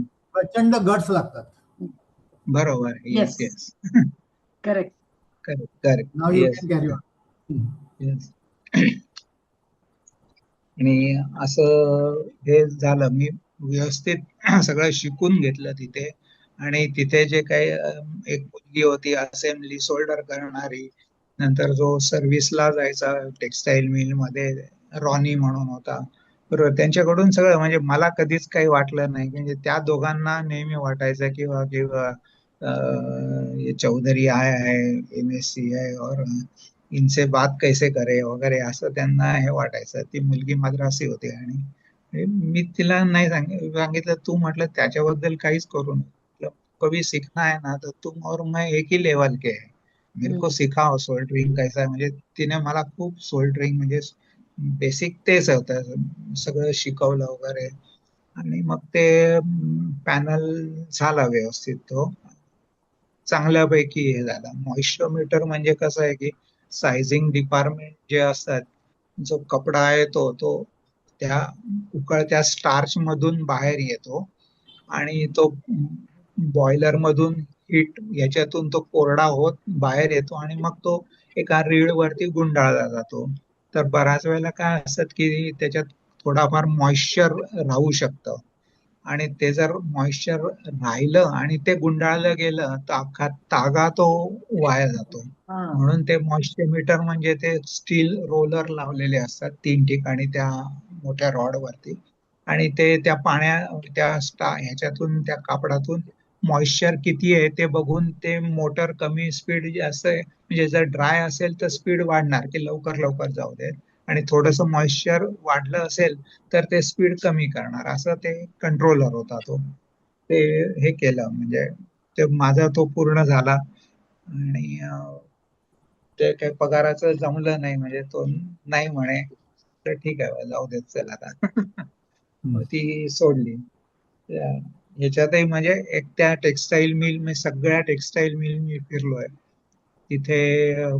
खूप विरोध आला आहे ह्या युनिटला वगैरे, म्हणजे मी कशासाठी, ते खूप कीन असतात लोक की हा माणूस कशासाठी आलाय, युनिट बघतोय, मग हे काय करतोय काय नाही वगैरे. मग त्यांना समजलं की हे ऑटोमॅटिक नीट व्यवस्थित करणार आहे, बरोबर. मग ते युनियनला कळवलं, मग युनियनचे लोक मध्ये मध्ये खोडा घालायला लागले, गेट वरतूनच आतमध्ये जायचं नाही वगैरे वगैरे. ऍक्च्युली आहे ना, तिथे काम करणारे ना कोणी काही प्रॉब्लेम नाहीत, बेसिकली दत्ता सामांचीच हे होते ना, ते ते म्हणजे खूप ऐकलं, म्हणजे कोणाला काही हे नाहीये, पण ते मजबुरीने त्यांना हे करायला लागतं. म्हटलं ह्या ऑटोमेशन मुळे तुमच्या नोकरीवरती आणि याचा काहीही संबंध नाही, म्हणजे व्यवस्थित समजावून सांगितलं वगैरे. ते नंतर मग ते युनियनचे लोक व्यवस्थित वगैरे गेट वरून येतात आता, म्हणजे सिक्युरिटी पेक्षा त्या माणसाला जास्त महत्व असायचं त्या गेट वरती. सो ते म्हणजे काही एक्सपिरियन्स आहे हा, की काय होतं ते त्यावेळेला. असं ते हे तिथपर्यंत झालं. मग परत नोकरी सोडून दिली. त्याच्यानंतर मग परत एक 4 महिने हे होतो. मग परत एका ठिकाणी कंपनीत हे मिळालं. ते त्यांना पॅनल पूर्ण स्क्रॅच मधून बनवायचा होता. जो मालक होता तो MS होता, केमिकल मधला, आणि तो न्यू जर्सीला असायचा, ऑटो डायनॅमिक्स मध्ये असायचा. अजून ती कंपनी आहे ऑटो डायनॅमिक्स. आणि त्याने इथे विक्रोळीला एक फर्म उभी केली होती, आणि त्याच्यात ते जवळ 5 का 6 नुसते केमिकल इंजिनियरच होते. ते सगळे ह्याच्यातले होते, UDCT किंवा मग MTech वाले, असे ते केमिकल इंजिनियर होते. आणि त्यांचं काम काय की ऑटो डायनॅमिक्सला ते जे सिम्युलेटर्स बनवायचे, की जे ऑइल रिफायनरीज, फर्टिलायझर्स, ह्या ज्या मोठ्या इराण वगैरे, ओमान किंवा दुबई, कुवेत इकडे यांचे ते हे जायचे फर्टिलायझर्सला, तर हे सिम्युलेटर्स बनवायचे. आणि ह्या सिम्युलेटरचं जे डिझाईन आहे ते हे सॉफ्टवेअर जे आहे ते पूर्वी अॅनालॉग होतं, त्याला काही कॉम्प्युटर वगैरे नव्हते, तर ते करायचे. आणि मग एखाद्याने डिझाईन केलेलं पॅनल तो टेस्ट करायला तो इंजिनियर त्याला त्या न्यू जर्सीला जायला लागायचं. मग तो 6-8 महिने तिथेच राहणार टेस्ट होईपर्यंत, म्हणजे त्याचा खर्च वगैरे. म्हणून त्यांनी ते एक विचार केला की ट्राय करू आपण, पॅनल पण इकडेच बनतो का, म्हणजे शक्यता त्यांना कमी वाटत होती पण ट्राय करायला हरकत नाही. आणि त्यांनी कन्सल्टंट लावले, 2 कन्सल्टंट लावले आणि ते मला फीडबॅक हे करून घ्यायचे की काय करायचंय काय नाही करायचं वगैरे कसं. आणि मग मी पूर्ण कामाला लागलो, व्हेंडर्स डेव्हलपमेंट वगैरे हे करून मी पॅनल तयार केला पूर्णपणे, सिम्युलेटर एक, की तिथेच त्यांनी जे सॉफ्टवेअर बनवलं तेच मी इलेक्ट्रॉनिक मध्ये कन्व्हर्ट करून दिलं. आणि ते व्यवस्थित चाललं. म्हणजे मलाही आठवत आहे किंवा की मी एक पॅनल दिला होता, तो मद्रास रिफायनरीचा होता. गिंडीला ती फॅक्टरी होती आपल्या रिफायनरी, आणि गिंडीला एक ITIM आहे, तिथे हा पॅनल गेला होता. मी जवळजवळ तिथे 3 महिने त्या ITI मध्ये होतो, की तिथले जे इंजिनियर्स वगैरे आहेत, ऑपरेटर्स, यांना ट्रेन करण्यासाठी. त्याच्यानंतर मँगलोर फर्टिलायझरला एक सिम्युलेटर दिला. त्याच्यानंतर सुरतकल कॉलेजला एक हे दिला होता. एक वडाळ्याला आपले इलेक्ट्रिकल इन्स्टिट्यूट तिथे, म्हणजे एवढे 4 सिम्युलेटर्स मी बनवले होते. तर ते हे झाले तिथे. तर जे 2 कन्सल्टंट पैकी एक कन्सल्टंट होता, मराठी होता तो, त्यानेही बघितलं आणि त्याने मला थोडीशी फूस लावली की तू कुठे नोकरी करतोस, तू बिझनेस करायला पाहिजे, आपण मग करू, मी तुला मदत करेल. तेव्हा मला काहीच माहित नाही आणि बिझनेस काय असतो, म्हणजे काय करायला लागतं, कसं करायला लागतं. मग तो म्हटला घाबरू नकोस, आपण सगळं व्यवस्थित करू. पण त्याने फोर्स करून करून मला ती कंपनी सोडायला लावली. त्याच्यानंतर मग याच्याबरोबर बिझनेस करायचं काय, ते कुठलाच प्रॉडक्ट नीट हे होईना, म्हणजे जमेना ते.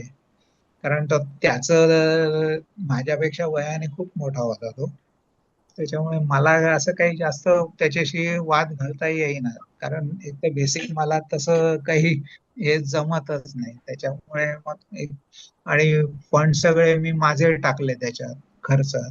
म्हणजे मी परत रिकामा झालो, माझ्याकडे काही नाही. आणि त्यावेळेला शेवटी काय झालं की माझं लग्न होऊन गेलं होतं, मुलगा झाला होता, आणि 87 साली वडील रिटायर होणार होते, त्याच्यामुळे बंगलाही सोडायचा आणि घरात म्हणजे पैसे आता काहीच नाहीत, मग काय करणार, असंच हे झालं. मग आमच्या बाजूला पॉवर हाऊसचे जे सिनियर इंजिनियर आहेत पूर्व म्हणून, त्यांना मी भेटलो, काका असं असं झालेलं आहे, मला तुम्ही काहीही नोकरी द्या, ठाकुर्ली स्टेशन वरती बुकिंग क्लार्क नाही उभं केलं मला तरी चालेल, पण मला पैशाची खूप गरज आहे. किंवा VT स्टेशन वरती कुठे अकाउंट ऑफिस मध्ये लावा किंवा काय लावा, तुम्ही काही करू शकता. पण ते म्हटले तुला नोकरी करायची आहे का बिझनेस करायचा. मग तिथे माझं पूर्ण ते टर्निंग केलं त्यांनी. तर त्यांनीच सांगितलं की तू आता नोकरीच्या भानगडीत पडू नकोस, बिझनेस सुरू कर. म्हटलं मग माझ्याकडे पैसे नाहीयेत आणि जागा पण नाहीये. मग त्यांनी त्यांच्या मुलाला बोलवलं, तेव्हा त्याच्याशी आणि माझी ओळख झाली. मग त्यांची 4 रस्त्याला ते शेड होती, ते मशीन शॉप होतं त्यांचं, ते लेथ मशीन वगैरे होतं ते. मग तिथे माझं एक ऑफिस मी टाकलं, म्हणजे पोटमाळा होता त्याच्यावरती त्यांची मुलांच्या इथं मित्राची केबिन होती आणि केबिनच्या बाहेर ते शाळेचे बेंच पण बनवायचे, तर एक बेंच होता, ते माझं ऑफिस होतं. 1 वर्षभर मी त्या बेंच वरती बसून सगळं डिझाईन केलं, असेंब्ली केली, म्हणजे पूर्ण हे करून हे केलं. मग म्हणजे मार्केटला म्हणजे PCB वगैरे बनवण्याचं तर आता मला सगळं माहितीच होतं, त्याच्यामुळे पूर्ण ते टेप आर्ट वर्क वगैरे करून PCB स्वतः डिझाईन करून ते PCB बनवणं, मग मटेरियलला लॅमिंग्टन रोडला जाऊन मटेरियल घेऊन येणं, त्याच्यानंतर मग कंट्रोलर बनवणं, मग ते बनवल्यानंतर मग संध्याकाळ झाली की 2-4 बिल्डिंगला विकायला जायचं टोपली घेऊन, आणि प्रत्येक वेळेला सेक्रेटरी 4थ्या मजल्यावरती असायचा. असं करता कन्व्हिन्स करता आणि मग युनिट ऑर्डर मिळाली तर तिथे लावायला मीच, म्हणजे कालपासून, म्हणजे अगदी एका ठिकाणी म्हणजे असंही हे झालं की बाकी मलाच प्लंबर समजलं, तर त्या बाईंनी मला सांगितलं की जरा आमचं बाथरूम चोकअप झालंय ते करता येईल का. असं आहे. किंवा इवन आताही आपण बऱ्याच वेळेला सेल्स कोणी आलं की आपण शक्यतो नाही बोलत कोणाशी किंवा दार लावून घेतो. तोही प्रकार खूप ठिकाणी झाला, किंवा की काही वरती गेलं दारातून, दार उघडून बघायचं, दार जोरात आपटायचं की आपण निघून जायचं मग तिथून. म्हणजे खूप त्यावेळेला हे झालंच, म्हणजे म्हणजे आपण कधी हे नाही केलं किंवा हे नको व्हायला, हे काय होत नाहीये काहीच, म्हणजे कंट्रोलरच हे होतं. हळूहळू महिन्याला 1-2 युनिट फक्त विकायचं, असंच ते हे चाललं होतं. म्हणजे 3-1 वर्ष खूप हे झालं होतं. मग थोडासा वेळ मिळेना, मग असेंब्लीला एक मुलगी आली, तिला हे करून घेतलं होतं. 88 साली तिथेच आयकॉन हॉस्पिटलच्या समोर राहायची ती.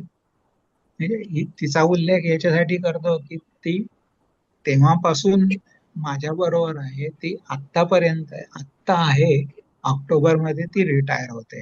आणि असे माझ्या कंपनीतून रिटायर झालेले बरेच लोक आहेत, म्हणजे पूर्ण 58, म्हणजे आलं कोणी तर सोडून नाही गेलेले, आणि जे काही मुलं आहेत ते सोडून गेले ते चांगल्या ह्याच्यानी गेलेले आहेत, किंवा की म्हणजे कुठेतरी मला चांगला जॉब मिळतं, मग मी त्यांना आनंदाने सांगायचं. बरं, मी इतर कॉलेजलाही कॉन्टॅक्ट केले होते ITI ला, की तुमच्याकडे कोणती मुलं असतील तर त्यांना पाठवा, ते इंटर्नशिप साठी वगैरे बऱ्याच कॉलेजनी वगैरे पाठवलेली आहेत मुलं, आताही येतात हम्म.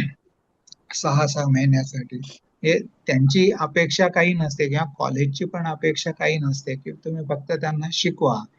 आणि आम्ही त्यांना शिकवायचं कामही करून घ्यायचो, पण मग मी त्यांना कधी असं हे केलं नाही, किंवा की 6 महिने त्याचं हे झालं किंवा त्याला एक 25-30 हजार रुपये द्यायचं, म्हणजे असं हे नाही, किंवा की तू आलायस फुकट काम केलं वगैरे, असं नाही. म्हणजे सगळ्यांकडून. आणि मग म्हणजे अजूनही ते मुलं बऱ्याच वेळेला येऊन भेटतात की सर आम्हाला चांगलं हे मिळालं वगैरे. तसं तसं जितकं काही करता येईल तितकं मी केलं. आणि नंतर मग हे हळूहळू सगळं कंट्रोलर्स वगैरे एक एक वेगवेगळे डेव्हलप करत गेलं. म्हणजे याच्यात सुद्धा कसं आहे की युनियन हे आपल्या फोर्ट मध्ये, पूर्वी मी जायचो त्यावेळेला फोर्ट मध्ये एकाही दुकानवाल्याने मला कधी उभं केलं नाही. पण ज्यावेळेला हळूहळू ते बॉम्बे पंप हाऊस हे सुरू झालं आणि पॅनल, मग त्यावेळेला मग गेल्यानंतर मग तो, कारण त्यावेळेला ती एक लॉबी होती फोर्ट मधले, म्हणजे सगळे मोठे जायंट्स होते ते डीलर्स.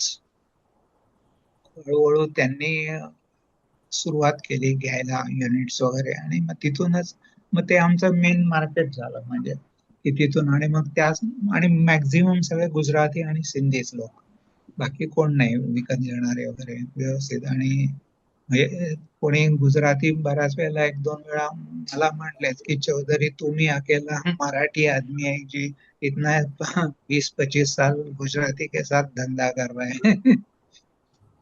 असं ते हे होतं, म्हणजे खूप व्यवस्थित. आणि मग त्यांनीच की इकडे फॉरेनला हे असं असं कंट्रोलर चालतात, तुम्हाला काही आयडिया आहे का. म्हटलं माहित नाही. मग त्या लोकांनी इन्फॉर्मेशन काढून, बघ ये देखो ये ऐसा होता है, ये वैसा होता है, ये कर सकता है क्या, त्याच्यावरून मग मी ते प्रत्येक वेळेला मी जे म्हटलं की मग सिंगल पंप, 2 पंपाचे पॅनल, म्हणजे ऑटोमॅटिक चेंज ओव्हर होत राहणार, एकदा एक पंप, एका वेळेला दुसरा पंप, परत एक पंप, असं हे. मग दुसऱ्या प्रेशर सिस्टम्स वगैरे हे जे आहे, या हिशोबाने ते मी पूर्ण डेव्हलप केलेलं आहे. आणि याच्यात डेव्हलप करताना बऱ्याच जणांनी मला मदत केलेली आहे. म्हणजे डार्लिंग पंपचे अविनाश रानडे म्हणून आहेत, ते आहेत. त्यांनी मदत केली बऱ्यापैकी. आशिदा कुलकर्णी व्हायचे, प्रभाकर कुलकर्णी आहेत, त्यांनी पण बरीच मदत म्हणजे की एक गायडन्स दिला त्यांनी, किंवा की हे असं म्हणजे पूर्ण हे नाही की बा पुढचं तूच तुला करायचं आहे म्हणजे, पण ऍटलिस्ट गाईडलाईन त्यांनी हे करून दिली होती की त्या हिशोबाने आणि पूर्ण मला त्याच्यात ते हे होत गेलं, ते सक्सेस होत गेलेलं आहे ते. आणि आता म्हणजे मार्केटमध्ये एनीचा लोगो जो आहे तो ब्रँड नेम खूप चांगला आहे. म्हणजे लोकांनी म्हणजे त्याच्यावरूनच ते नील इलेक्ट्रॉनिक्स किंवा बऱ्याच ठिकाणी म्हणजे मोठे पंप बनवणारे जे आहेत ते सांगतात की आमचा पंप घ्या पण पॅनल नीलचाच असला पाहिजे. म्हणजे कुठेही हे असलं तरी ते असं हे येऊ शकतं.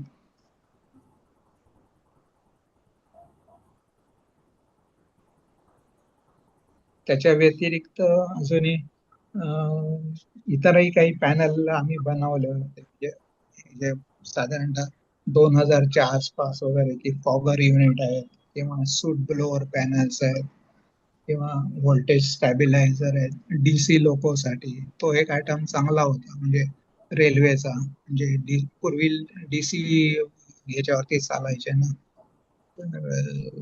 पण ते म्हणजे चांगलं होतं प्रॉडक्ट ते, पण तिथल्या जे काही हे ट्रान्झॅक्शन हे काही मला आवडलं नाही. म्हणजे एखादा आय एस वगैरे ऑफिसर सुद्धा म्हणजे डिमांड करतो, मग म्हटलं हे काही आपल्याला जमणार नाही.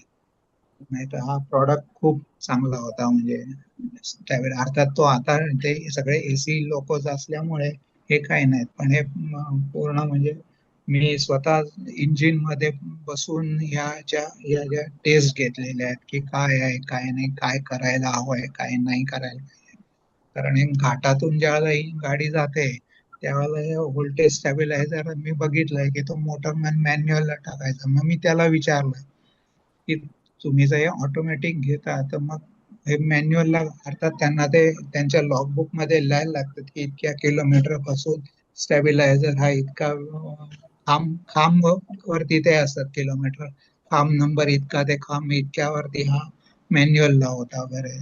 तर ते म्हणले काय किंवा की ऑटोमॅटिक घाट चढताना जे लोड आहे इंजिन वरती मागच्या डब्यांचं, त्याच्यात जर ऑटोमॅटिक फंक्शन फेल झालं ना तर गाडी तिथल्या तिथे थांबणार आणि तशीच ती उलटी येणार. बरोबर. मग ते म्हणून ती रिस्कच घेत नाहीत ते लोक. म्हणजे ते स्विच मॅन्युअललाच टाकणार आणि मग पाहिजे तसं ते व्होल्टेज मॅन्युअली वाढवणार ते. हा. कारण त्यांनी मला एका ह्याच्यात सांगितलं की म्हणे हे केलं आणि असं काही झालं तर मी एकटा आहे, बरोबर आहे, पण माझे जेवढे 20-22 बोगे आहेत त्याच्यातली सगळ्या लोकांची जबाबदारी माझी आहे आणि हे काही होणार नाही. ते जाऊ दे म्हटलं आता. आणि ते दुसरं जे पैसे काही असेल तर युनिट म्हणजे तुम्ही 10चं चलन बनवा द्या वगैरे हा प्रकार काही तिथे झाला नाही. म्हणजे इतका मोठा आहे अगदी, म्हणजे मुलगी मेडिकलला जाणार आहे, चौधरी जरा ख्याल रखो, नको हे काही होणार नाही आपल्याकडून, सोडून दिलं ते. हे करून टाकलं ते. अशा प्रकाराने हे आहे माझं हे प्रवास हा. आणि आता ह्या साधारणतः मागच्या वर्षी 14 करोड माझा टर्नओव्हर झालाय. आता 20 पर्यंत प्लॅनिंग आहे.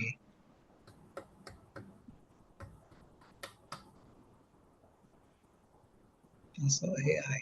झालं. 1 मिनिट, माझ्या दुसऱ्या पार्टनरला बोलवतो. येस.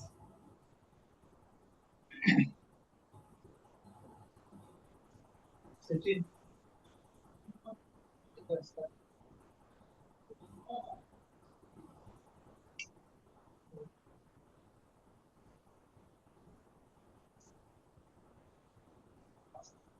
आता मला वाटतं सगळ्यांनी अनम्यूट व्हायला चालेल, हा. प्रश्न कोणाला विचारायचे असतील तर. कोणाला प्रश्न विचार असेल तर अनम्यूट व्हा आणि विचारा. नाही, मला प्रश्न नाही विचारायचा, मला हा. गंमत सांगायची मंगेशचीच. मंगेश आहे का तिथं? आपण बरेच फिरलेलो आहोत. मंगेश हाय. हा. तर काय झालं, मी तळाला बोटीवरती होतो. मला वाटतं आता वर्ष हम्म. मला आठवत नाही, 90च्या आसपास असेल. तर त्यावेळेला नाही, मी 90च्या पुढे असंच असेल. 95 90च्या 96 पुढे असेल. असेल काय मला आठवत नाही, एवढं हम्म. उशिरा नसेल.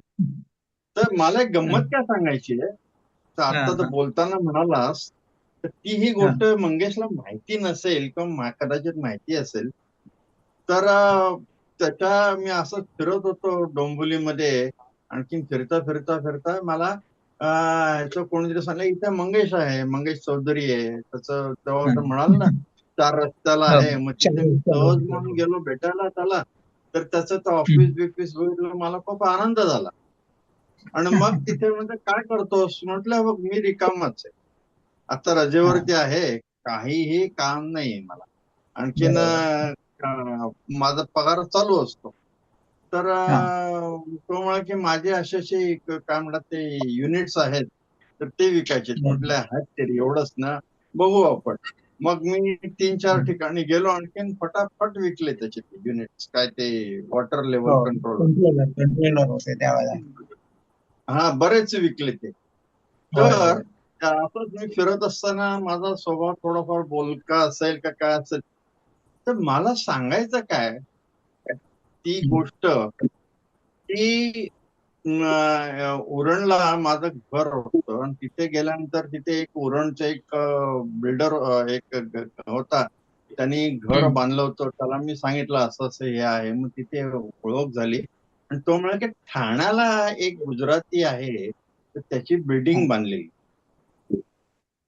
तर त्या बिल्डिंग मध्ये बसव. मग ठाणा स्टेशनच्या जवळच तिथे कुठेतरी होती मोठी, पहिलीच बिल्डिंग होती मला वाटतं. आलं लक्षात. गुजराती होता आठवतं ना? ते टिपटॉपच्या गुजराती मागे. होतं. एक टिपटॉपचं अशोक दुकान आहे ना, त्याच्या मागच्या बाजूला. आठवत नाही. तर तिथं गेलो, आणखीन पहिल्या झटक्यात त्यांनी ऑर्डर देऊन टाकली 2-3 युनिटची काय काहीतरी, माहिती नाही मला. तर दिली, बसवली त्याने, आणि माझं काम फक्त की हा मंगेश, आणखीन तू हे, बस एवढंच. बाकीचं काय माझं काय, म्हटलं मला ह्याच्यातलं काहीही पैसे नको, बरोबर ना. तर ते त्याला होय, मी होय. काही त्याच्यात काही घ्यायचो नाही, काही नाही. तर त्या ह्याच्यामध्ये तू बघायचं. पण नंतर काय झालं, आता हे मी सांगणार आहे. आता तुला जो अनुभव आला त्या कुठल्या त्या मिल मध्ये, टेक्सटाईल मिल, तोच अनुभव इथे आला. झालं काय की नंतर मी परत बोटीवरती गेलो का 3-4 महिने घरी राहायचो, आणि त्याच्यानंतर गेल्यानंतर मी आलो. मग त्या माणसाला, गुजराती माणूस जो होता उरण मधला, त्याला विचारलं काय झालं काय नाही. अरे यार, तुझा जो प्रॉब्लेम झाला तोच झाला. त्या लोकांना वाटलं की वॉचमन वगैरे की आता आपली नोकरी गेली. त्यांनी तिथे ते वायर बियर काढल्या, हे मला नंतर समजलं. पण तोपर्यंत तू काय म्हणजे तुझी माझी भेटच झाली. म्हणजे त्यांनी ते मुद्दामून माल फंक्शन केलं. या असं तुला अनुभव अनेक वेळाला आलेला असेल, किंवा हे गेल्यानंतर आपली नोकरी जाणार आता हे ऑटोमॅटिक मशीन आल्यावरती. अरे काय, पैसे त्याचे ते गेले, तुला पैसे मिळाले असतील काय असेल. त्याच्यानंतर मी काय, नंतर आपलं मला वाटतं आपण आता नेरळला भेटलो तर त्याचं तेवढंच भेटलो आपण. बरोबर. नंतर आपण कधी भेटलोच नाही. असं झालं ते. मंगेशची जी स्टोरी आहे ती अतिशय इन्स्पायरिंग. म्हणजे मला सुद्धा यातलं बरंच म्हणजे जवळजवळ काहीच माहित नव्हतं. पण मी आता तू जे काही सांगितलंस, पहिले एक तर तुझं कौतुक कशासाठी, सुरुवातीला सांगताना तू असं बोललास की मला सवय नाही आहे ह्याची, पण तू इतकं उत्कृष्टरित्या प्रेझेंटेशन केलंयस की जर तू टीचिंग जॉब मध्ये गेला असतास ना, तर त्याच्यामध्ये सुद्धा तू टॉपला गेला असतास. ह्याची अगदी म्हणजे ब्युटिफुली एक्सप्लेन करतोस, आणि ते स्टुडंट्स लोक तुझ्यावरती खुश होते याच्याबद्दल काहीच म्हणजे शंकाच नाही मला. आणि फारच छान. आणि आत्ताचं तुझं जे प्रेझेंटेशन, तुझी काय माहिती सांगितलीस, आणि तुझा हंबलनेस, फॅन्टास्टिक. ते मला म्हणजे मला जास्तीत जाणवलं की की तो Yes. अतिशय प्रांजळपणे त्यांनी सगळं सांगितलं. म्हणजे त्याचा तो जो प्रामाणिकपणा, प्रांजळपणा आणि विनम्र, म्हणजे एवढा Yes. हाय अचीव वर, आता तुझी 20 कोटीची तुझे टर्नओव्हर आहे, इट्स अ ह्यूज टर्नओव्हर, पण तरी देखील तू इतका अगदी डाऊन टू अर्थ. हा एकदम, हा म्हणजे ते मला खूप अपील झालं अगदी. आणि म्हणजे अगदी साध्या घरातून परिस्थितीशी झगडत, पण केवळ मेहनत आणि जिद्द. आणि मग यू आर ऑल्सो फॉर्च्युनेट की तुला त्या वेळेला जे तू लोकांना भेटलास, त्यांनी योग्य सल्ले दिले, हे पण सल्ले दिले. एक चांगली म्हणजे. पण मला असं वाटतं की त्या एका सहृदय माणसाचा हा अतिशय प्रामाणिक असा हा प्रवास आहे तुझं आयुष्य म्हणजे. आणि खूप म्हणजे सलाम, सॅल्यूट, वेल डन. म्हणजे प्रामाणिकपणे आणि सचोटीने हा, सुद्धा हा. माणूस धंदा करून एवढी प्रगती करू शकतो, एक्झॅक्टली, एवढं सक्सेस मिळवू शकतो. येस. हे आणि मराठी असून सुद्धा, म्हणजे गुजराती मारवाडी लोकांना Exactly. कम्युनिटीचं बॅकग्राऊंड असतं, आपल्या मराठी माणसांना नसतं. तुला तर फॅमिलीचा पण काही सपोर्ट किंवा बॅकग्राऊंड नसताना तू ते फक्त सचोटीने केलंस, हे म्हणजे फारच मोठी कौतुकाची गोष्ट आहे. आम्हाला हे सगळं माहीतच नव्हतं.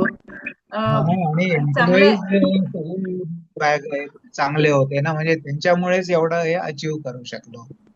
नाही, म्हणजे Employees. ते सुद्धा मला असं वाटतं की चांगल्या माणसांना मग अशी चांगली माणसं भेटतात. बरोबर. हा पण हा आणि दुसरा एक गुण आवडला म्हणजे त्यांनी अगदी संजय गुर्जर, अरुण हो. बुद्धिवेळकर, पद्माकर जोशी या लोकांपासून ते तुझ्या आयुष्यात नंतर तुला ज्यांनी ज्यांनी मदत केली त्या सगळ्यांची सगळ्यांचं आठवणीने तू इथे उल्लेख केलास. हे फार महत्वाचं आहे, कारण लोक विसरून जातात आपल्याला कोणी मदत केली अगदी असेल बरोबर, तर. खरंय. म्हणजे मी आणि जीवावर केलंय आता वगैरे. ज्या पोझिशनला मी करू शकलो काही, ते त्यावेळेचं 50 वर्षापूर्वी जे काही घडलं त्याचा इफेक्ट आहे. म्हणजे त्यावेळेला काही मला लक्षात आलं नसेल, पण ते नंतर आलंच ते. नाही, पण ते मूळचा मान्य तो करणं स्वभाव आणि ते प्रामाणिक आहे सगळ्यांसमोर ना. मांडणं, हा मनाचा मोठेपणा जो दाखवलास ना, हा तो रिअली इट्स ग्रेट. आणि मूळचा सचोटी किंवा प्रांजळपणा जो आहे हा. त्याच्यात वादच नाही. प्रांजळपणा मला मूळ खूप भावला, तो अगदी अपिलिंग आहे. हो. आणि मला असं वाटतं की आपण स्पेक्ट्रम हा जो ग्रुप चालू केला, आजची तुझी हो. स्टोरी ऐकल्याच्या नंतर मला असं वाटलं की खरोखरच म्हणजे स्पेक्ट्रम ग्रुपचा जो हेतू होता ना, तो अगदी आज अगदी पुन्हा एकदा चांगला सफळ झाला की तुझी स्टोरी ऐकल्यावरती, की we are really getting close and knowing each other. आपला जो सर्कल आहे, आपल्या शाळेचे मित्रमैत्रिणी, सगळ्याची प्रत्येकाची एक अफलातून स्टोरी आहे, आणि तुझी तर एकदमच अफलातून. थँक्यू फॉर डुईंग दिस. फारच फारच इन्स्पायरिंग आहे. म्हणजे हो. ऍक्च्युली आताच्या यंग जनरेशनला हा व्हिडिओ आता जे काय रेकॉर्डिंग होईल ते खरं दाखवायला पाहिजे हो, की खरंय. माणूस चिकाटी आणि जिद्दनी काय साध्य करू शकतो. येस. मूर्तिमंत उदाहरण आहे. म्हणजे एक- खरोखरच हा. ग्रेट ग्रेट वादच नाही. फारच. आमचे पार्टनर ओके ओके. हा, वेलकम माझा सचिन. हॅलो. हॅलो, हाय काका. येस, तुझ्या बाबांची कहाणी ऐकली आणि सगळेजण एकदम भारावून गेलेले आहेत. आणि तुला तर ती माहीतच असेल स्टोरी, नसेल माहित तर तू हा व्हिडिओ नंतर उद्या येईल तो तू स्वतः आवर्जून बघ, तुझ्या बायकोला पण अरे वा. दाखव. आणि तुझ्या बाबांनी किती कष्ट केलेत आणि किती कष्टातून हे सगळं उभारलंय, आणि ते तुला पुढे न्यायचंय, अजून वरती जायचंय, हे लक्षात ठेव. आणि सगळ्यांतर्फे तुला पण शुभेच्छा. दुसरं तुझंही कौतुक आहे की तू बाबांच्या बरोबर म्हणजे तू जॉईन झालास आणि ते आता बिझनेस आणि धंदा वाढवतोयस. खूप चांगली गोष्ट आहे ही, कारण परपेच्युइटी इज व्हेरी इम्पॉर्टंट. म्हणजे बरेच बिझनेसेस बंद होतात कारण परपेच्युइटी नसते. म्हणजे आम्ही पण आमचे फार्मास्युटिकल 2 कंपन्या होत्या, पण मुलं परदेशी सेटल झाल्यावरती आम्ही त्या विकून टाकल्या, कारण पुढे कुणी चालवायला नव्हतं. तर दिस इज व्हेरी ग्रेट आणि क्रेडिटेबल की तू ते चालू ठेवतोयस, धंदा वाढवतोयस. छान, उत्तम. All the best. आमच्या Yes, सगळ्यांचे thank you. आशीर्वाद आहेत तुला. हो. हो, थँक्यू. येस. हे बाबांचं स्वप्न पूर्ण कर. हो 20 नक्की करोडचं. नाही, करतोच आहे तो, करतोच आहे. हो छान छान. Very all good. The best. Yes thank you Mangesh. Sanjay, तुला काहीतरी विचारायचं होतं संजय. ए मंगेश, तुझी बायको कुठे आहे? हा बायकोला पण मंगेश, नाही नाही, हा मिसेसला पण नितीन बोलव ना. नितीन थांब जरा. हा नितीन नितीन थांब. वेट. नितीन वेट. मंगेश लहानपणापासूनचा माझा मित्र आणि आपल्याच एका वर्गमित्रांनी एवढ्या अथक परिश्रमांनी चिकाटीने आपलं नॉलेज सतत एक्सपॅन्ड करत, टेक्निकल नॉलेज अपग्रेड करत, एवढ्या कॉम्पिटिटिव्ह मार्केटमध्ये स्वतःला एस्टॅब्लिश करणं, त्या कंपनीची एक 50 एक एम्प्लॉई ठेवणं, त्यांची taking care of them very well, managing the human relations excellently of all the employees. हे क्रेडिटेबल अचिव्हमेंट आहे आणि Mangesh, we are proud of you, absolutely proud of you. Yes. आणि मला हेच सांगायचं होतं, त्यांनी एवढ्या म्हणजे अथक प्रयत्न आणि चिकाटी आणि शांतपणे केवढा तो आता त्याचं प्रेझेंटेशन किती शांतपणे बोलत होतं. एवढे त्यांनी एफर्ट्स घेतले, एवढे त्याला सेटबॅक्स मधून मधून मिळाले, एवढे त्याला काही ठिकाणी अपयश आलं, पण तो हरला नाही. त्यांनी आपली वाटचालची चालूच ठेवली आणि every stage he kept on, म्हणजे अचिव्हिंग समथिंग मोर, आपल्याला काय अधिक करता येईल, काय त्याच्यात ऍड करता येईल, असं करत करत तो पुढे गेला. आणि एखाद्या म्हणजे हे सक्सेसफुल उद्योजक आणि मराठी आपल्या समाजामध्ये केवढे कमी आहेत. म्हणजे तसं पाहायला गेलं आपल्याला गुजराती आणि मारवाडी हे जे बायर्स आहेत, या सगळ्या आपल्या जे प्रॉडक्ट बनवतो त्यांच्याशी डील करणं, ते are there to kind of not always support you. म्हणजे ते तुम्हाला नेहमी सपोर्ट करतातच असं नाही, ते तुम्हाला कदाचित पाण्यात पाहतात, तुम्हाला प्रॉब्लेम करायला बघतात. There are lot of issues in handling day to day businesses. आणि ते मंगेशनी सक्सेसफुल केलं. मी त्याच्या फॅक्टरीत गेलो होतो, त्याला बरीच वर्ष झाली. त्यावेळेला त्याचा आउटपुट म्हणजे फॅक्टरी त्यामुळे छोटी होती, पण आता त्यांनी ज्या तऱ्हेने त्याचे प्रॉडक्टचं प्रोफाईल वाढवलेलं आहे आणि टर्नओव्हर वाढवलं आहे आणि त्याचे कस्टमर्स, सॅटिस्फाईड कस्टमर्सची लिस्ट जर बघितली, he almost supplying to everybody, every big business and industry in India. म्हणजे ते असो, नाही तर तुमच्या रिलायन्सच्या कंपन्या असोत, बिल्डर्स, डेव्हलपर्स असोत आणि पंपच्या रिलेटेड काम असोत. तर हे जे त्याचं काम आहे ते खूपच म्हणजे ते खूप म्हणजे सोपं नाहीये अजिबात. ते अशा लेवलवर पोहोचणं हे कुठल्याही व्यक्तीला, आणि तेही एकट्याने त्यांनी केलेलं आहे. त्यांनी त्याचं काय असं पार्टनरशिप वगैरे त्याची फार कमी होती. म्हणजे ती I don't think it was much of a use to him. आणि एकट्याने त्यांनी हे केलं, जे काय केलं ते आमच्यातर्फे तुला सलाम. आणि we really are proud of you Mangesh. आणि तू इतका शांतपणे आणि सालसतेने हे सगळं सांगितलं आम्हाला. काही तुझ्या पसारा एवढा वाढला हे माहिती नव्हतं. ऑफकोर्स आपण मधून मधून कधी बोलायचो, पण तू सांगितलं नाहीस की आम्ही एवढे प्रोडक्ट बनवतो सध्या. मी पण इम्प्रेस्ड आहे. आणि from my side best of luck and wishes to you, to your son. Let him handle this project even further, grow big. आणि तुम्हाला माझ्यातर्फे शुभेच्छा, स्पेक्ट्रम तर्फे शुभेच्छा. आम्हाला तुझं presentation and it is one of the best presentations in Spectrum, I would say. आणि सगळ्यांतर्फे तुला शुभेच्छा. आणि कोणाला आणखीन काही जर काही बोलायचं असेल, फक्त मला तुला विचारायचं होतं की तुझ्यासारख्या प्रोडक्ट्सना पेटंट असं मिळत नाही ना, की म्हणजे कारण पेटंट होऊ शकतं का तसं नसतं? पेटंट काही हे केलं नाही आम्ही, तसं काही हे नाहीये. आणि माझं प्रॉडक्ट खूप जणांनी कॉपी केलेलं आहे, अगदी डिक्टो. म्हणजे माझं एक आणि दुसऱ्याचं हे पण नाही, पण ते नाही सक्सेस झाले. म्हणजे तुम्हाला कॉम्पिटिशनच्या वर आपण वन अप असण्यासाठी काय करता ते थोडं सांगितलं असतं तर बरं झालं असतं.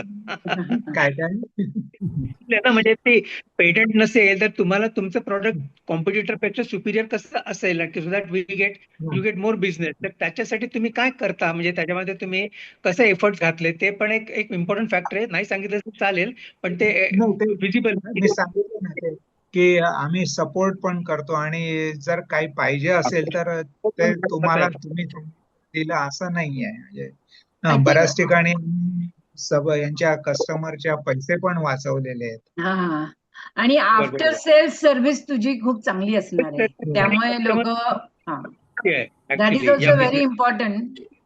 Yes, service after sales. नाही तर लोक विकून मग विसरून जातात. तसं नाही, तू ते त्यांचा म्हणजे शेवटपर्यंत प्रॉब्लेम आले तरी ते सॉल्व्ह करतोस. So that is important. म्हणून ते क्लायंट्स तुला म्हणजे चिकटून राहतात. त्याच्यामध्ये म्हणजे माझा सगळा अनुभव असा आहे की to be one up over the competition तुम्हाला वेगवेगळ्या गोष्टी वापरायला लागतात. म्हणजे कस्टमर सर्व्हिस असो, तुमचे हो. हँडलिंग कस्टमर्स, त्यांना त्यांचे प्रॉब्लेम सॉल्व्ह करणं, या सगळ्या गोष्टी केल्या तर ते stick to you. Some of customers they are happy with you and they will try to remain with you. तर ही गोष्ट तू बरोबर. अचीव्ह केली क्रिएटिव्ह आहे. हो. म्हणजे म्हणजे जरी somehow- 25-30 वर्षापूर्वीचे कस्टमर आहेत ते अजूनही आहेत. somehow he has found a way to keep his customers happy. Yes Yes, yes. ते मंगेशने अचीव्ह केलेलं दिसतंय आणि इट इज रिमार्केबल. म्हणजे बरोबर. तुझी अचिव्हमेंट, आणि आय थिंक तू आम्हाला एक पार्टी दिलीस तरी चालेल. आम्ही पण एक पार्टी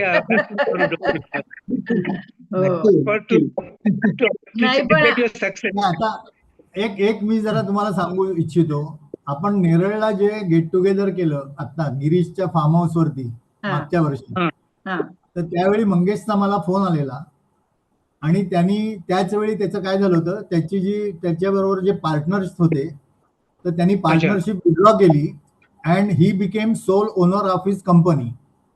तर तो काय मला बोलला की मला ह्या झालेल्या आनंदाप्रित्यर्थ मला काहीतरी आपल्या लोकांसाठी काहीतरी द्यायचंय, तर एक लंच मी स्पॉन्सर करतो तिकडचा नेरळचा. पण मग आपण तर गेट टुगेदरच्या वेळी कोणाची स्पॉन्सरशिप घेत नाही. ह्याच्या मागच्या वेळी सुद्धा आपण स्पॉन्सरशिप नको बोललो होतो लोकांना. मग आता मंगेशला हो म्हटलं तर परत तिकडे प्रॉब्लेम व्हायला नको, म्हणून मग मी त्याला बोललो की नको, स्पॉन्सरशिप नको. असं ते झालं. पण he was ready to give party to all of us. त्यावेळी आपण 50 लोक जमलो. ती पार्टी पेंडिंग आहे असं आपण धरूया. आणि आम्ही डोंबिवलीला आलो की एकदा आपण ठरवून, असं स्पेक्ट्रमनी ठरवून डोंबिवलीला सगळे मिळून तुझ्या फॅक्टरीला व्हिजिट करू आणि त्याच्यानंतर तू आम्हाला जेवायला घाल. तू व्हिजिट प्लॅन करू शकतोस. जेवढे जेवढ्यांना जमेल ते येऊ शकतात त्यावेळेला. असं काहीतरी आपण ऑर्गनाइज करूया. आणि तू जे काही सगळं आम्हाला पण तिथे फर्स्ट हँड तुझे म्हणजे बघता येईल प्रॉडक्ट्स आणि गोष्टी कशा मॅनेज होतात. We like definitely. Yes yes yes. Mangesh, तुझा मनापासून अभिनंदन. हो हो, थँक्यू. कुणाला काही आणखी प्रश्न विचारायचा किंवा बोलायचं आहे का? तू प्रेझेंटेशन केलंस त्याच्यासाठी ऍक्च्युली. तुझं प्रेझेंटेशन, तू स्केप्टिकल होतास बिगिनिंगला की मी काही एवढं आतापर्यंत नाहीये, माझं कसं होईल, म्हणजे मला मी सांभाळून घ्या वगैरे. पण सांभाळून घेण्याचा प्रश्न होता. तू ऍक्च्युली खूप चांगलं बोलला आणि त्याच्या पुढेही तू आणखी अशी प्रेझेंटेशन करू शकशील कुठल्याही दुसऱ्या विषयावर तुला आवडीचे असतील तर. डेफिनेटली चांगलं झालं. खूप मला वाटलं ऍक्च्युली. नितीन लाळे, नितीन तुला मी एक मेसेज पाठवलाय, व्हॉट्सअपवर एक मेसेज पाठवलाय, तो बघ. तुला मोबाईलवर एक मेसेज पाठवलाय व्हॉट्सअपवर, तो जस्ट यू सी आता. आणि आजच्या सेशनला म्हणजे 5 जणांनी तर कळवलं होतं की जमणार नाही, तरी देखील आता 13 जण आहेत, पण 14-15 जण होते. 16 होते. So this was a good number. आणि ऍक्च्युली आपले नेहमीचे 4-5 जण नाही आहेत, ते झाले 20-21 झाले असते. पण त्याच्यापेक्षा सुद्धा उरलेले जे बाकीचे जे आहेत 45 की जे कधीच येत नाहीत, त्यांनी अतिशय सुंदर प्रेझेंटेशन मिस केलेलं आहे असं मला तरी वाटतं. खरंय. खरोखर. आणि जे आज आले त्यांनी दर सेशनला प्लीज येत राहा. हे आपल्या गप्पा मारायची सुद्धा ही जागा आहे महिन्यातनं एकदा. सो आजचं सेशन खूपच छान झालं. आणि कुणाला काही विचारायचं असेल, बोलायचं असेल तर बोला, नाहीतर आपण वी कॅन एंड. अच्छा, नेक्स्ट प्रेझेंटेशन हेमंत करंदीकर बहुतेक करेल. आणि कल्पना आभाळे, तुमच्याकडून अपेक्षा आहे आमची तू इतके छान छान लिहितेस मेसेजेस, व्हॉट्सअप वरती छान मेसेजेस लिहितेस, हो तर तू तू तू तुझं काही प्रेझेंटेशन करावं अशी आमची इच्छा आहे. तर तू केव्हा करशील ते त्याप्रमाणे कळव. तू स्वतः म्यूट आहेस, अनम्यूट होऊन तू बोलू शकतेस. कल्पना, तुला स्वतःलाच अनम्यूट करायला लागेल. मी इथून तुला अनम्यूट नाही करू शकत.